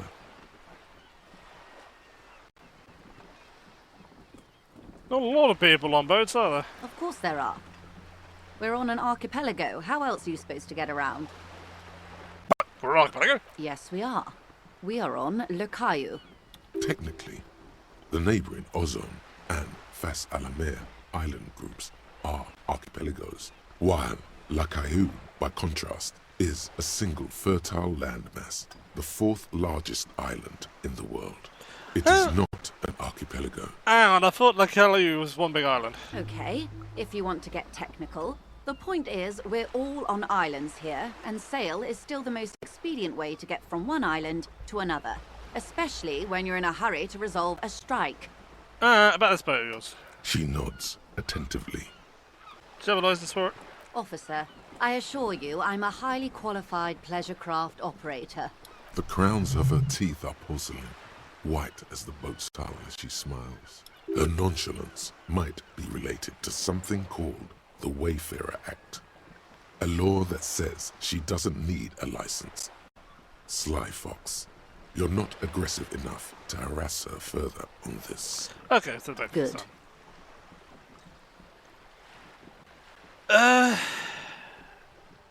What are you doing at Wild Pines? What do you do? What we do? I'm afraid I don't speak for Wild Pines as a whole. It's a giant undertaking. There was a touch of discomfort there. She wants to merely represent. So what do they do? The Pines' core competency is logistics. Container shipping, freight, that sort of thing. See those airships there, blinking? Those are the shipping side of things, and that is the terminal. Another subdivision deals with energy, oil and gas exploration, offshore platforms. Corp, got it. The Wild Pines Group is one of the original Revacholian Indo-tribes. Companies awarded royal monopolies by the king, the suzerain himself, centuries ago. The king is long gone, but several of the Indo-tribes remain. Who are the Indo-tribes? Son Baptiste, Elysium, an unknown entity known as Brightest Star. You're in good company, it seems. Why, thank you. She's arrested the real meaning of the remark. Something else. She nods. What can you tell me about the strike? Everything. Right up to, but not including, trade secrets. What if I want to hear about trade secrets? First, you'd have to repeal the Emergencies Act of Trade in Elements. That gives me the right to silence. It's quite the octopus. Wouldn't want to disturb an octopus, but leave it be. I am glad you see it that way. To repeal the Act would mean repealing the coalition government. The one that leases you the right to police West Revachol. You'd be shooting yourself in the foot, in other words. But I am derailing us. You wanted to know about the strike. What's your role in it precisely? I believe the official title is Senior Labour Negotiator. In practice, I'm a grocery clerk. I relay the union's demands to Wild Pines and return with Wild Pines' counteroffer. And how are the talks going? They're not. That's the problem. The union stopped all negotiations a week ago, after that awful lynching took... Wait, she just admitted that the lynching and the strike are connected. Now they won't even let me into the harbour. There's a 2-meter-20 racist behemoth blocking the gates. Oh, you mean Measurehead? Yes, Jean-Luc Measurehead. So the strike is connected to the lynching? Yes, I believe there is a connection. But that's a subject for later. So how were the talks going before the lynching? Let's say I was not making the kind of progress I'd hoped for when I first arrived. So that's a no then. And when did you first arrive? I arrived 3 weeks ago. Yes, in the middle of February. The bay was still partially frozen then. I prefer to do these things on site. like the RCM. But the strike began in December. I wasn't the original negotiator here.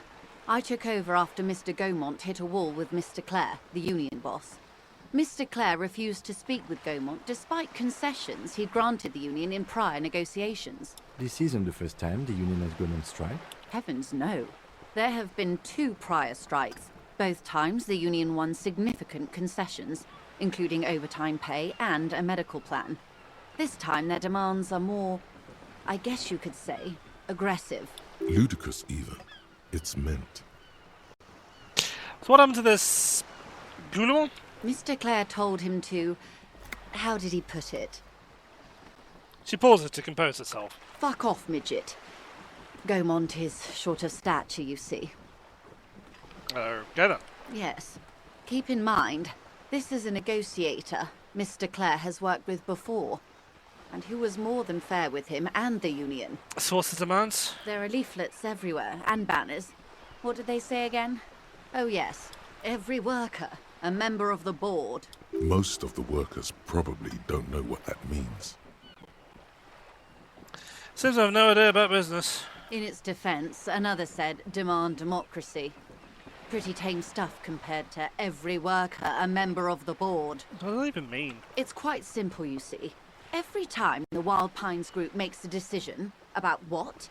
About anything really, it needs the signature of each of the 2,200 workers in its Martinez terminal. Just so you understand, this is but one of 22 terminals owned by Wild Pines. Essentially, not only are they kings of the company, they are also kings of the 72,000 employees of Wild Pines Group. So what are you going to do? I'm not sure. Naturally, I assume that was just their opening position. A hard-nosed tactic with a side of mockery. But there's been no follow-up, just the same nonsensical slogan repeated over and over again. And now, people are getting lynched, I hear. Behind the whirling in rags. A disastrous situation if there ever was one.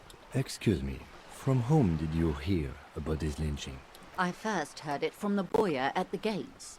The one whose very name advertises his aversion to work. I think he said it was, call me Mañana. Mañana, there we go. This checks out. Yeah. What do you think of Everard? Everard Clare is a man of the utmost integrity. If you can say one thing about him, it's that he always puts the interests of the workers first. Really? Of course not. Everard is fantastically corrupt. I imagine he has a thick, viscous goo where you and I have blood. If you were to prick him with something sharp, you could see it oozing out. A knife, maybe? No, a rapier. Sounds like Everard, alright. He is the most corrupt individual I have ever seen, and I deal with men like him for a living. If there is anyone more venal, more irredeemably nepotistic, then it's his twin brother, Edgar. I remember hearing something about this Edgar. Have you seen him? No. Edgar looks exactly like his brother, except for that lazy eye. He also talks exactly like Everard does, and when one's term as foreman is up, the other takes over. It's how they circumvent the term limits, you see, with a funny little switcheroo. While in office, they've embezzled God knows how much of their workers' dues. What about the unit itself outside of the Brothers, Claire? The Débardeurs Union was once a perfectly normal institution. 20 years ago, anyway. It must not have been easy to establish under the Emergency Act, but they did it. I can respect that. Organised labour at its best, as they say. Then something happened in the local chapter elections. The Brothers Clare came and transformed it into a... how do you say? She hesitates, looking for the right expression. A mob. The Débardeurs are a crime syndicate. Sad as it may be, we are forced to cooperate with them. Refreshingly honest, officer. The company has tried appeasing in the past, but I'm afraid our concessions have only emboldened Everard and his brother. She turns. And your opinion, detective, if I may ask? I'm a curious and talkative person, you see. Would you say the Débardeurs Union is... I prefer not to have an opinion on these things. Of course, officer. One more thing. You said something happened in the elections? I'm glad you asked. There was a woman, the previous forewoman of the union. She disappeared. Disappeared? Yes. On the last day of the local chapter elections, her daughter phoned in and said she wasn't running anymore. Or coming to work. Ever. End of story. This forewoman, her name? What's her name? Sadly, the company records do not even give a name. She's just forewoman in private correspondence. Holly. I don't even know if it's a sir or given name. And I don't have access to the union's files. Eerie. Downright haunting, if you ask me. The Wild Pines suspected foul play, but what could they do? It was a union matter. The point of the presentation is, these kinds of things happen around the Clares. Watch out when you're dealing with him. Thank you for your concern, ma'am. We'll be just fine. So the scabs at the gate, did you put them there? The scabs? You mean the huddled masses of Jamrock, come to plead for work where the union refuses to? Don't let her answer it herself.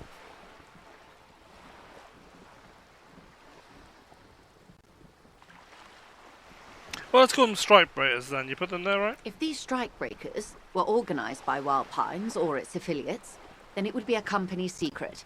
I could not share it with you. Not yet, at least. It's implied.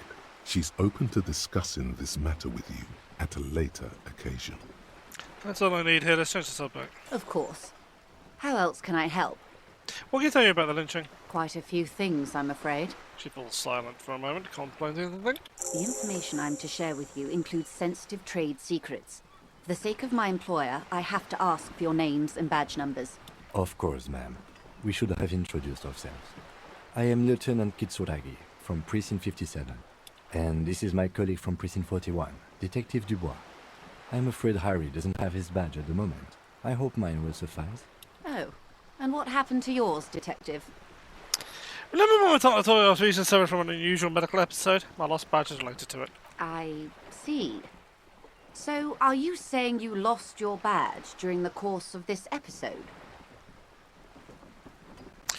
It's possible. After a night of heavy drinking, I lost all my memory of my life in the world. Oh dear. Some kind of encephalopathic amnesia. I don't even know how to respond. I do believe you, naive as that may sound. I simply can't imagine what you gain by faking such a condition. As I said, ma'am, his technique may be very unconventional, but he is an officer of the RCM. Of course, I sympathize, but I'm afraid I simply can't share anything more until I've seen that badge. Fuck. She's a professional negotiator. She should be open to some sort of mutually beneficial arrangement.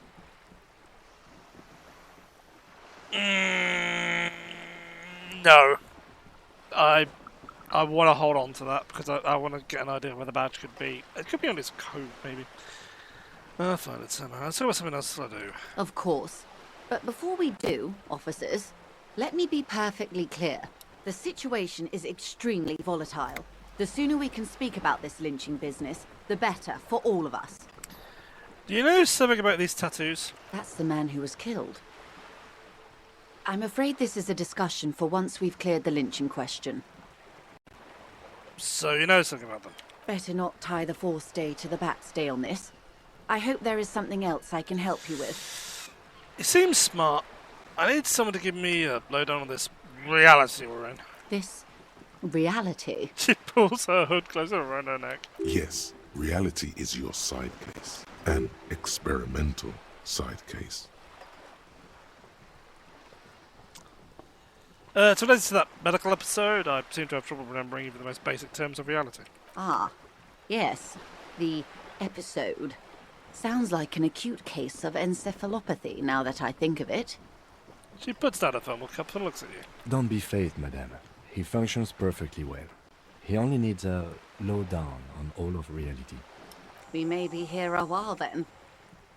Ask away, officer. I'll help however I can. All right, we're in. I know these all look good, but begin with the first, okay? Where are we? We're in Martinez, baby. Baby? A casual term of endearment popular among the 50-plus crowd. It's a disco holdover, pay it no heed. I'm a disco holdover myself. Aren't we all? She refers to your corresponding ages. Mm-hmm. And Martinez? Martinez is a district of Revachol. A very small Yeah, I know you that. would be excused for not knowing about it. Unimportant, they say. Forgotten, even. Shelled to smithereens during the Revolution. It has its charms, just not this time of year. You mentioned a sea. What sea is this? It's not really a sea, it's the Bay of Revachol. And the bay feeds into the ocean. And we're near the ocean. Yes. We are on an island in an ocean. The world's largest body of water. The Insulindic. Known to the early Revacholians as Les Immensités Bleues, the Blue Immensities. Well, they just said the name of this island. I think it's something like... Caillou. Caillou, yeah. As you already know. Imagine a pebble. A smoothed over pebble amidst a great blue sea. Misshapen, cracked. The cracks are the River Esperance. We're in the delta of this river, on the 6th branch. The Martinez distributary. It is clear this pebble is of enormous value to her and to humanity at large. Tell me something more. Actually, no. Okay, there's Martinez. What about Revachol? Revachol? Revachol is what you call a city. And what kind of city is Revachol? Great kind. What makes it great? History detective. They built this city to resolve history. Our part in it, at least. Our centuries. And why will it resolve history? They say it's where the terrible questions of our time will be answered. The tensions are highest, the fault lines deepest. By that I mean conflicts. Ideological conflicts. The stuff of men. Why here? We are standing on a fertile, self-sufficient island able to sustain up to 200 million people in the middle of the Insulindic Ocean, the world's connective tissue. It's where the money is. And so we're pretty much the centre of the world. Oh, we're quite a way off. About... She points to the water where the skyscrapers rise. A sparkle of lights on the horizon, like morning stars above the curvature of the planet. 22 kilometers from the center of the world. That soldering iron is the bank of the world building. The bottom floors are Insiacom. Coalition government, Insulindian Mission Command. Silence. She lowers her hand. The water, the light. It's as though you're seeing it for the first time. There is no recognition. Only the immensity of the sea and the cold radiating from it. I'm going to say nothing. I'm just going to observe the large body of water swelling.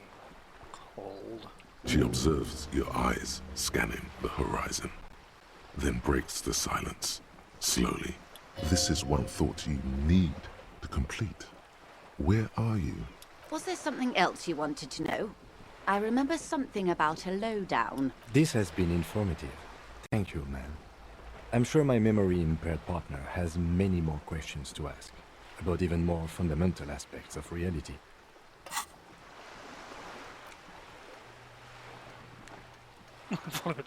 I get a giggle every time I see that one. So,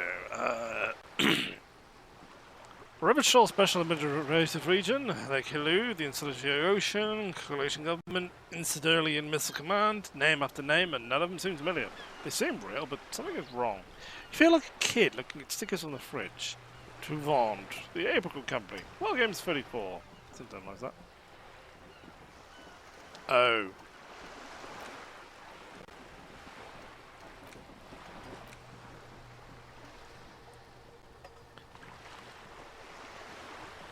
How many points do I have?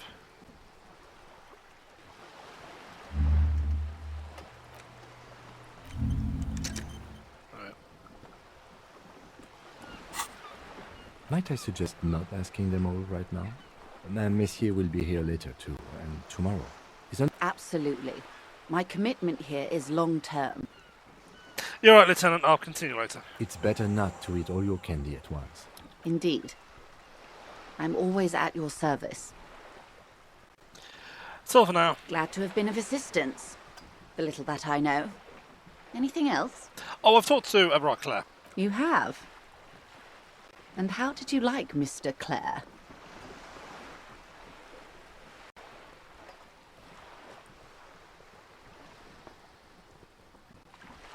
I didn't. Oh, come on now. He has his uses. How else would he have stayed in power all these years? Or wait, actually... Chancellor in question. Corruption. That's how he's done it. Fantastic, worm-like corruption, reaching into the bowels of the earth. To listen to the ground and nod. The position of my unusual colleague does not reflect official policy. I hope you understand. The RCM does not pick sides. Of course. And I don't expect you to share anything he told you with me. I'm not a corrupt worm myself. However, if you felt like discussing some... How could I stop you? Are we not human? Are we not curious to hear another person's take? It's only natural. We would only be... gossiping. Intellectually speaking, it would be quite interesting to hear what she has to say about these things. I'd rather talk about something else now, if you don't mind. Of course, Detective. Should something come up later, down the road, don't be afraid to drop by. Yeah, we're not telling him that everyone knows where our gun is. Until then, is there anything I can help you with? No, that's it. Of course, Detective. Okay, right.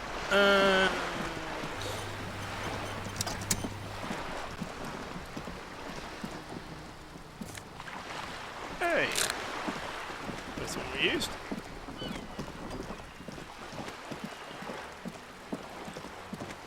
Do I want to speak to King this one, or do I want to save it for the next one?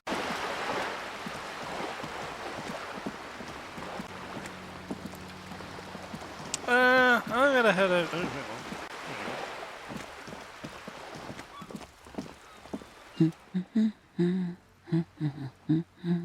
on. You see a sturdy woman humming to herself. She seems to be browsing books. Hello. No ceremonies, just hello. Actually, no. Good one? Yes? Hello? She has her attention fully focusing on reading. Who are you? Me? No one. I'm just a working class woman. She doesn't really want to be disturbed that much. If she's such a working class woman, why isn't she working? Have a nice day. This was a tremendously useful interlude. Fuck you, Kimmy!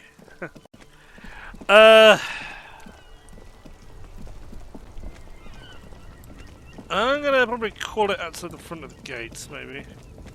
Fuck you, buddy! I think I told this guy. Right to work!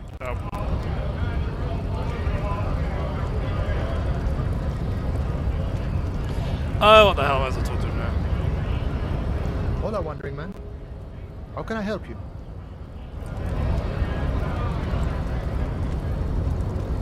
Do I speak to Headmaster again? No! Not right now, of course. May do so after I've had a chat with everyone. I'll do this one and call it. Don't want to make it too long. Anyone here? No. On second glance, someone has forgotten to properly close one of the drawers. It's unfortunate for the Union to just leave their paperwork lying around like this. Let's see what's inside, he thinks. The drawer opens smoothly. Inside is a well-organized selection of brown folders. Hundreds of documents containing logistical data. Two kinds of transactions stand out.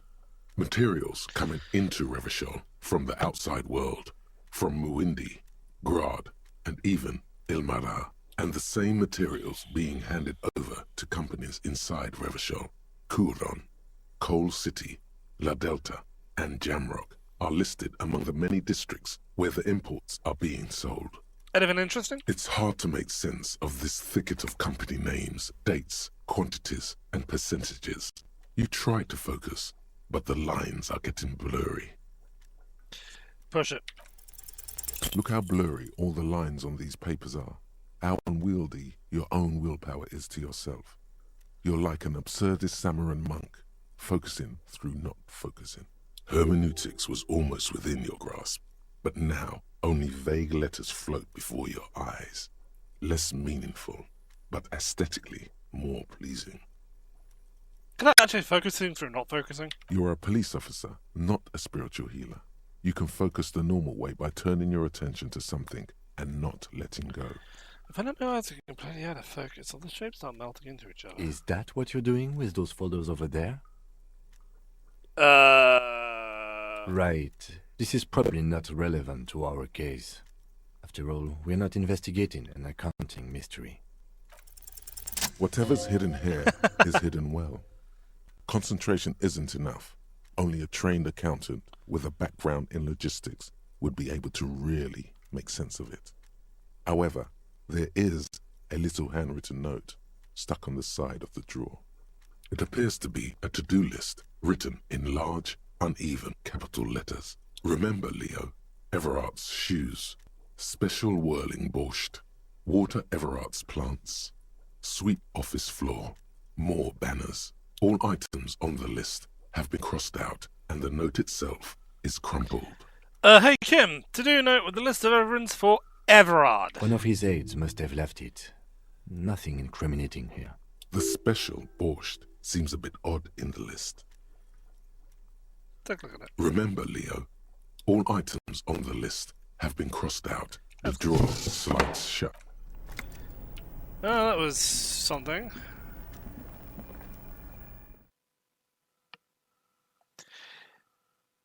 Yeah, I think we'll have a press for Everard. Didn't think how long this is going to be, but there we are.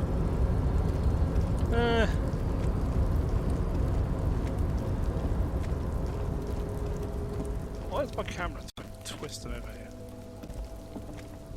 I think there's a... No. Am I the wrong side now? No. This area is a little confusing.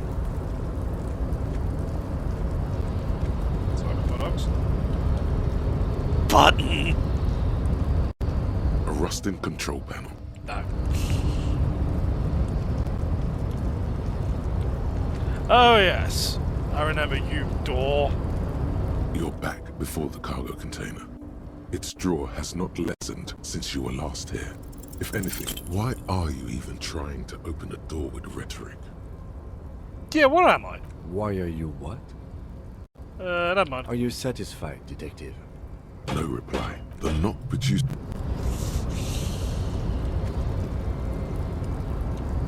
See, it looks like I can go that way, but I can't, so I have to go this way. Yeah, it's...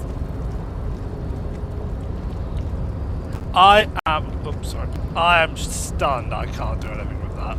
Despite the fact we didn't know it's there. Maybe we can break this way. Nope.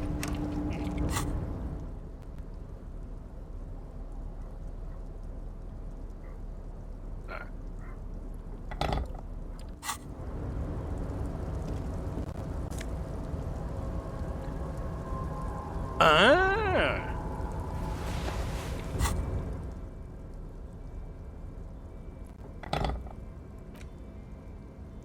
Let's put these on.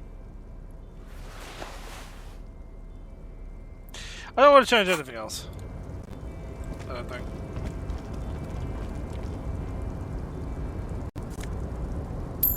Money. Money. Let's go get everything else to set us. Oh, hey, mister. I knew you'd be back to talk with old Leo here. Yes, I did. Yes, I did. It's like Lady Larice said when she opened a bathhouse in the basement of my apartment building. They can only get so far before they're aching to get back. And lots of folk really did keep coming back. And some questions for you if there's not too much trouble. No trouble at all, mister. No trouble at all. It's like that old saying goes, wisdom withers if not shared. And old Leo is always up for sharing. Are you the Leo who wrote the note to make more banners? Oh, yes, yes. I leave all kinds of notes for myself. That old head of mine ain't so good at keeping things in no more. I almost forgot about the borscht. What about the borscht? Oh, yes. I've been taking special whirling borscht to the men every day since the strike started. It's very, very good. Makes a man feel so warm and happy. I feel like I could take on Mr. Renadan's boar dogs every time the lunch is done. What do you mean we're taking this soup to the men? Is it for the striking? Yes, yes. I'm taking it to them. The borscht keeps them happy and in fighting spirits. Makes you all warm inside. They brew it in the whirling in rags. Who makes it the whirling? Oh, the whirling's cook. He makes it. Them is always talking with Mr. Manana in that weird language and laughing together. He doesn't speak what we speak. He's from Grad. Tell me all about this bullshit. I'm gonna look into it. Oh, sure, mister. Sure. You do that. Yes, sir.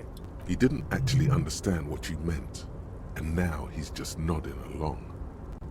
So this is gonna be the strike, but where one of the harbours, aren't they? Oh, most of the guys are down at the gates, keeping the scabs from coming in. Yeah, there you We're go, on a yeah. strike. The whole union is. You don't have to work when you're on strike. Ha! We haven't worked for 2 months now. So no one is working? Not everyone is down there, of course. Mr. Everard is in his office, where he always is. And Jean-Luc is guarding the gate. That'll be head measurer.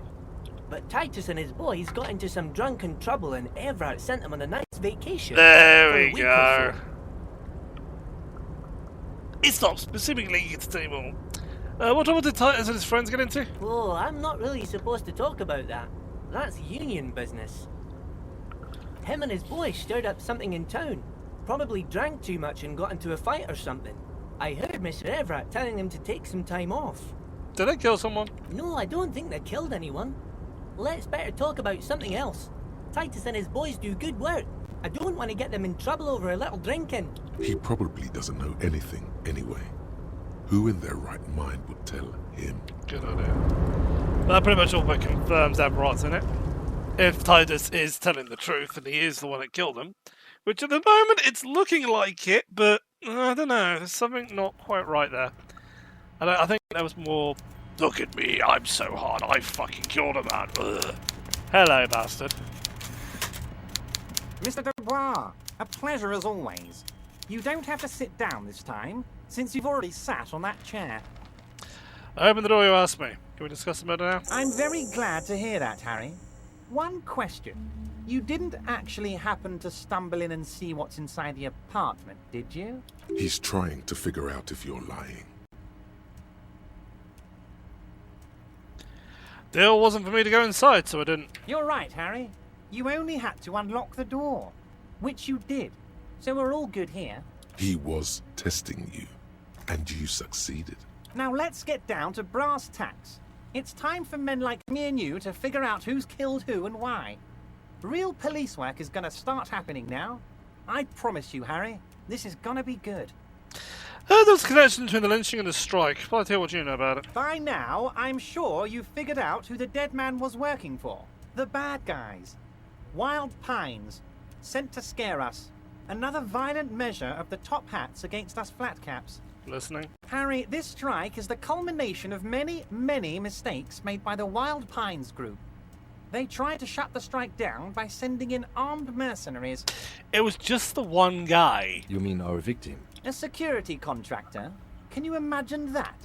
Workers standing in peaceful protest, united in the spirit of fellowship, and they send hired killers to mow us down with machine gun fire? Let's not mention Measurehead, who is a killer, and the Hardy Boys. He performs a motion as if spraying bullets from a machine gun. I'm talking beasts. Hardened killers from proxy wars in Yisut, Semenine, Saramaritsa, you name it, they've done it. Raping, killing, burning villages, killing little children for the Senorita Pineapple Company, Harry. Let's just point out the fact that that is exactly what Titus was saying. Everything they did there, they brought over here. They want to turn Revachol into a third world slum. Honestly, the only thing they didn't do is kill the village elephant. I think I've had enough. No, you haven't, Harry. I haven't told you anything about the crime yet. Now, I haven't personally witnessed brutalities out there. I have the luxury of staying in my container, you see. If I need to go somewhere, they just move my container. They just move the container? Yes. I'm an old man, Harry. My legs aren't what they used to be. They lift my office with that big crane. It's actually very fun. You should try it. But enough about me and my fun container. The killers the company hired, I think there were 3 of them, all hardened commando types. One of them got downright suicidal, getting drunk, violent, a little rapey. Even their own negotiator couldn't control him. That's your boy, the one who likes hanging out and trees. By negotiator, you mean Joyce? Harry, What you need to realize is, we dock workers are not pushovers. We got grit, Harry. This whole neighborhood does. Push us hard enough and we push back. And when we do, we push to kill. So you're trying to say the whole neighborhood's in on it? Potentially, Harry, potentially.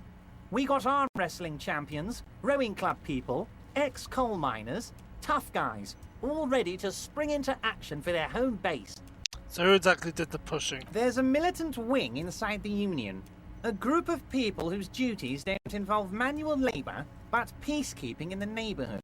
Making sure everything runs smoothly. That sounds a bit like organized crime. They're like you guys.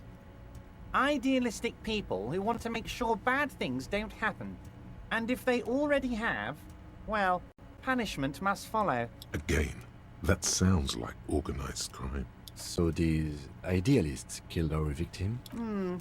One day Titus Hardy, leader of this peacekeeping faction, comes up to me and says, "Boss, socialist democratic fervor drove us to take it upon ourselves to kill this beast that was burdening the land." He probably worded it differently, but that was the idea. Sure sounded to me like they killed him. I gave them 2 weeks paid leave and told them to lay low to avoid retaliation. So, Easy Joe says 1 week, he says 2. Aren't you worried we might arrest them for this? Oh, I'm not at all worried about that. These are not the kind of men who get arrested. They're Martinez boys, tough and gritty. I'd like to see the man who takes them in. Besides, I sent my lawyer girl to look after them. He places a lot of faith in that lawyer girl. Perhaps this is a tactical error? Anyway. How do you know these mercenaries were hired by the shipping company? How do I know?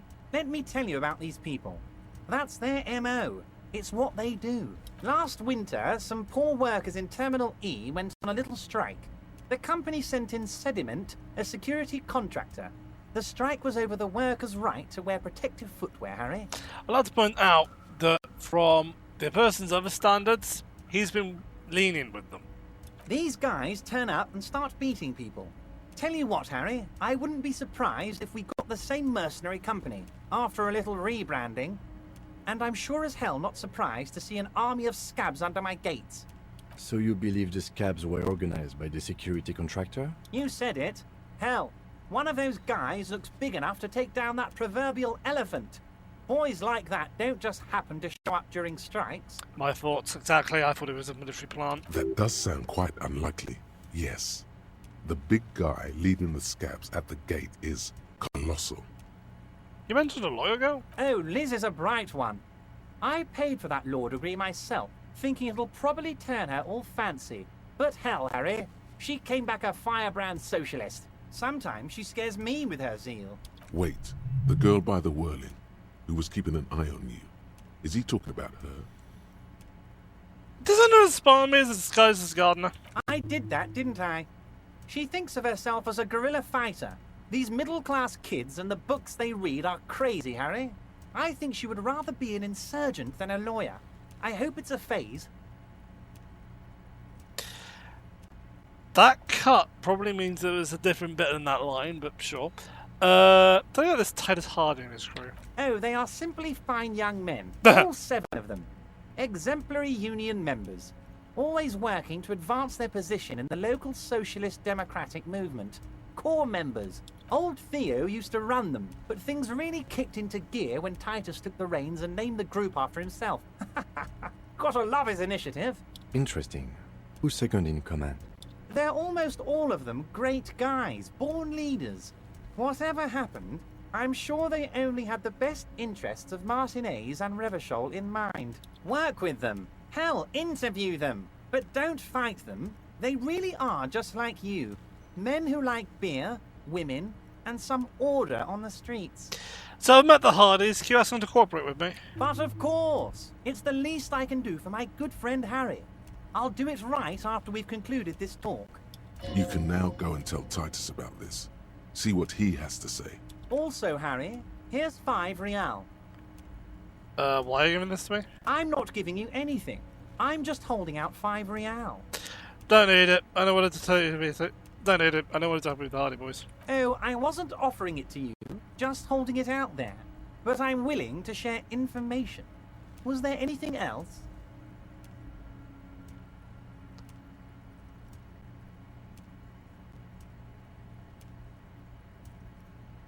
I'm going to try this one. Might get me into trouble, I don't care.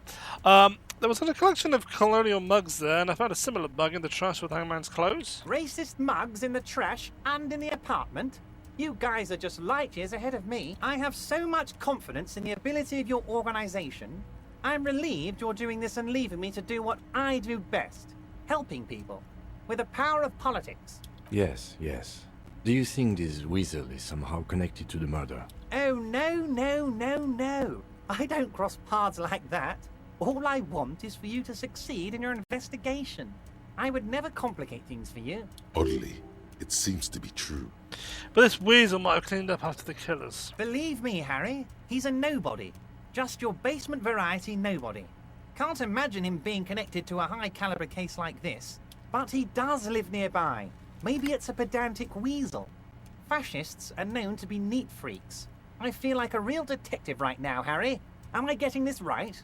He imitates bashing something with an imaginary baton. Go say nothing. Of course, Harry. Stoic silence. I like that. Very befitting a police officer. I'm not a real detective. You are. Was it a good talk? I'm not sure we made much headway here. I was hoping we'd bust the case wide open. Heck, I even wanted to tell you what I really want to achieve with the strike. I don't know what happened, Harry. I wanted you to feel like Mr. Martinez. And of course, I also wanted you to find your gun. But it's like I can't completely trust you. Yet. Yes, Harry. It's like I can't fully trust you if you're not a man of the left. I want to, but I just can't. A man of the left? So you have to be a social democrat? He's been hurt too much in the past by men who aren't social democrats.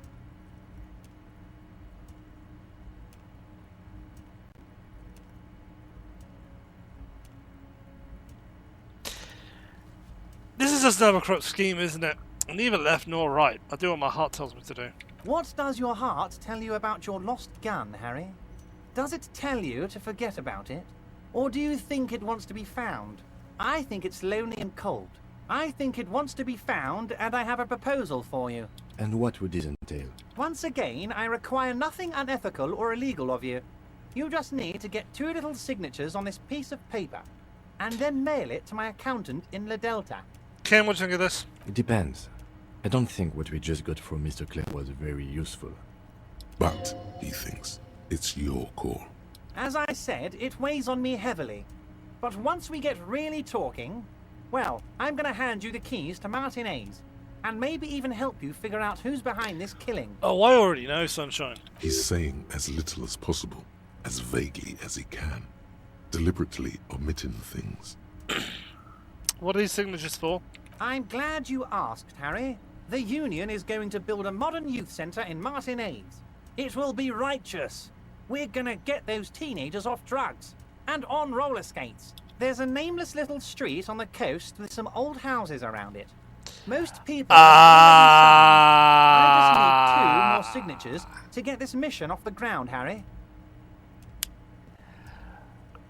Do we want to talk about potential mysterious little bugs here? What's this place exactly? On the coast, Harry. Across the canal. There's a cul-de-sac there. A little village, they're calling it. A gloomy place. You'll find it. I trust your detective skills, Harry. What happened to the current occupants? They are just going to have to deal with the construction noise for 6 months, and then they'll be living like kings. Right next to a fancy new youth centre, designed by the best architects from Stella Marie. Is he absolutely sure the tenants won't be thrown out in the street? Are you absolutely sure that no one's going to end up homeless? Am I? Harry, these people, Martinez is the most important thing in my life. I would never let anything bad happen to them. We're going to build a youth centre there. The value of their properties goes up and kids have a place to play in. I'm looking out for these people, not pulling the rug from under them, Harry. I'm looking out for all of Martinez, not just the harbour. Yeah, I'm not doing this, mate. Perfectly acceptable. No one's going to force you into anything, but I don't know about that gun of yours. You see, I'm a vengeful man, Harry. Part of how I got where I am is that, well, I can be quite nasty sometimes. But the good news is, the moment you change your mind and want to look into this matter, just tell me, and we'll be buddies again. The lieutenant's eyes meet yours, and he shrugs. Okay, fine.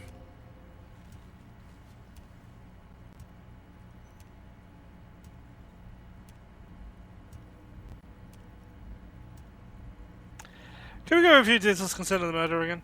Most certainly, Harry. Okay, no. By all means, Harry. What's So there's a on your loop mind? there. I met Joyce, the company representative. Oh, that's very nice. I haven't gotten around to her yet.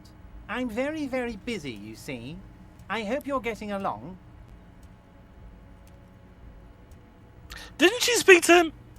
One thing I want to make very clear, Harry, is that this is not some kind of union versus corporation situation. Everyone is just pals here. Allow me to raise my eyebrow in a questioning manner. We're all trying to do what's best for Martinez.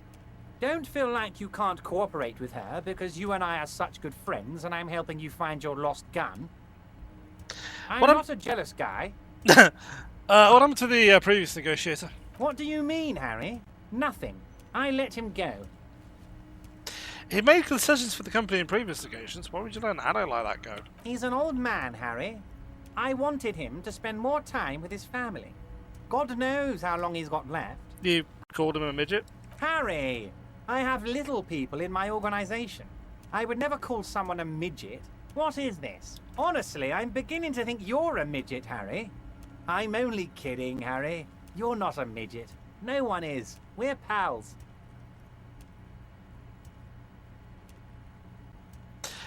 Alright then, so why haven't you let her to see you?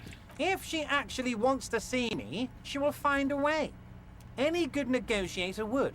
And I just don't have anything to discuss with a bad negotiator. He doesn't want to see her. It's as simple as that. She mentioned that the previous union leader vanished under suspicious circumstances. Vanished? Harry, the woman left her casserole in the oven and couldn't make it here in time for the voting. Oh, did I leave my casserole on? Better go home and check. The election can wait. When she got back, the whole thing was over. Wait, there was no mention of a casserole from Joyce. She didn't mention casserole. Harry, Harry, Harry.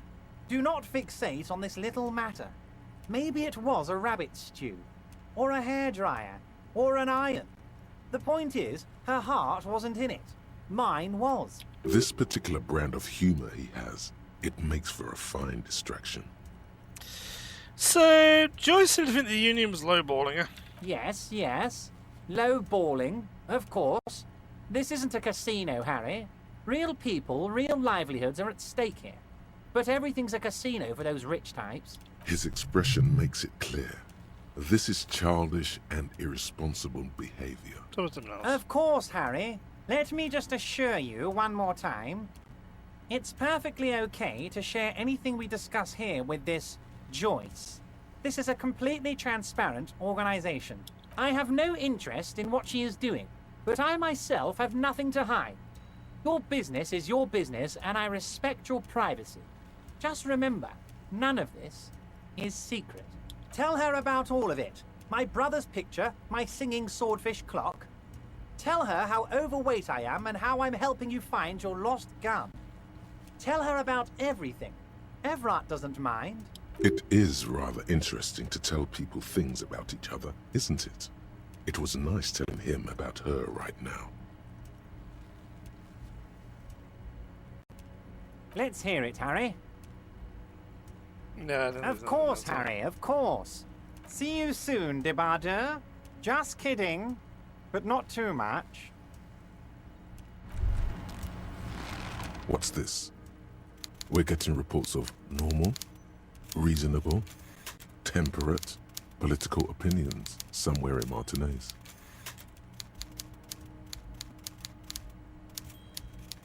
Is it because they keep saying none of the above to the political stuff, isn't it? It's also about that, but it's also more. Perhaps it's the hangover. Perhaps it's a temporary surge of serotonin. But something tells you it's time to become a citizen of the Kingdom of Conscience. Oh my god. Okay, what about this Kingdom of Conscience then? It is not a place. It is a moment in time that can only arise in the right circumstances. In all of human history, it's only been achieved a handful of times. And how do we bring about these circumstances? Incrementally. History's greatest catastrophes have been brought about by people trying to make the world a better place. Too quickly. That's the genius of Dolores Day. She recognized that progress is meaningless if its gains are lost because of instability. Real, lasting change can only come about gradually, increment by increment. So what are all the things that are wrong now? Tisk tisk. Just because you live in the present doesn't mean you have the right to place your needs above the needs of the future. You may never live to see the Kingdom of Conscience. Your children may not. Even your grandchildren might not. But that's no excuse not to keep working. What rationality? What sang-froid? So, is this Kingdom of Conscience really about doing things or just preserving the status quo? Do you believe the status quo is preferable to chaos and bloodshed?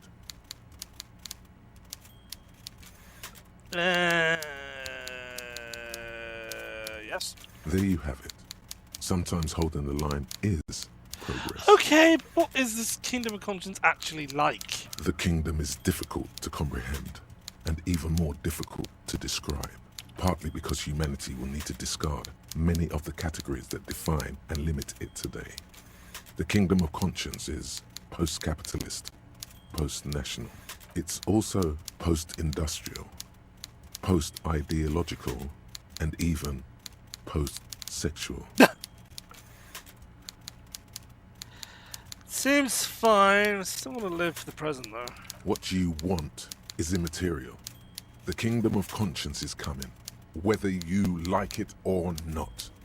Only very slowly. Okay. I think at one point the game's going to turn around and say, no, you're going to have to choose one of these continues. So I'm just going to keep telling it to fuck off. Right, that's definitely a good place to leave it.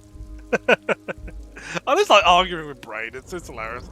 This is definitely one of the type of games where, even though we're playing an amnesiac character, the character is still there and I love it. I have no idea what I'm going to do now. Could talk to the pawn shop owner, because I didn't really have time to speak to him last time, right? We might have been more interesting. Could talk to the theater. Remember to pay off my cash. I don't know. I'll have to think about it.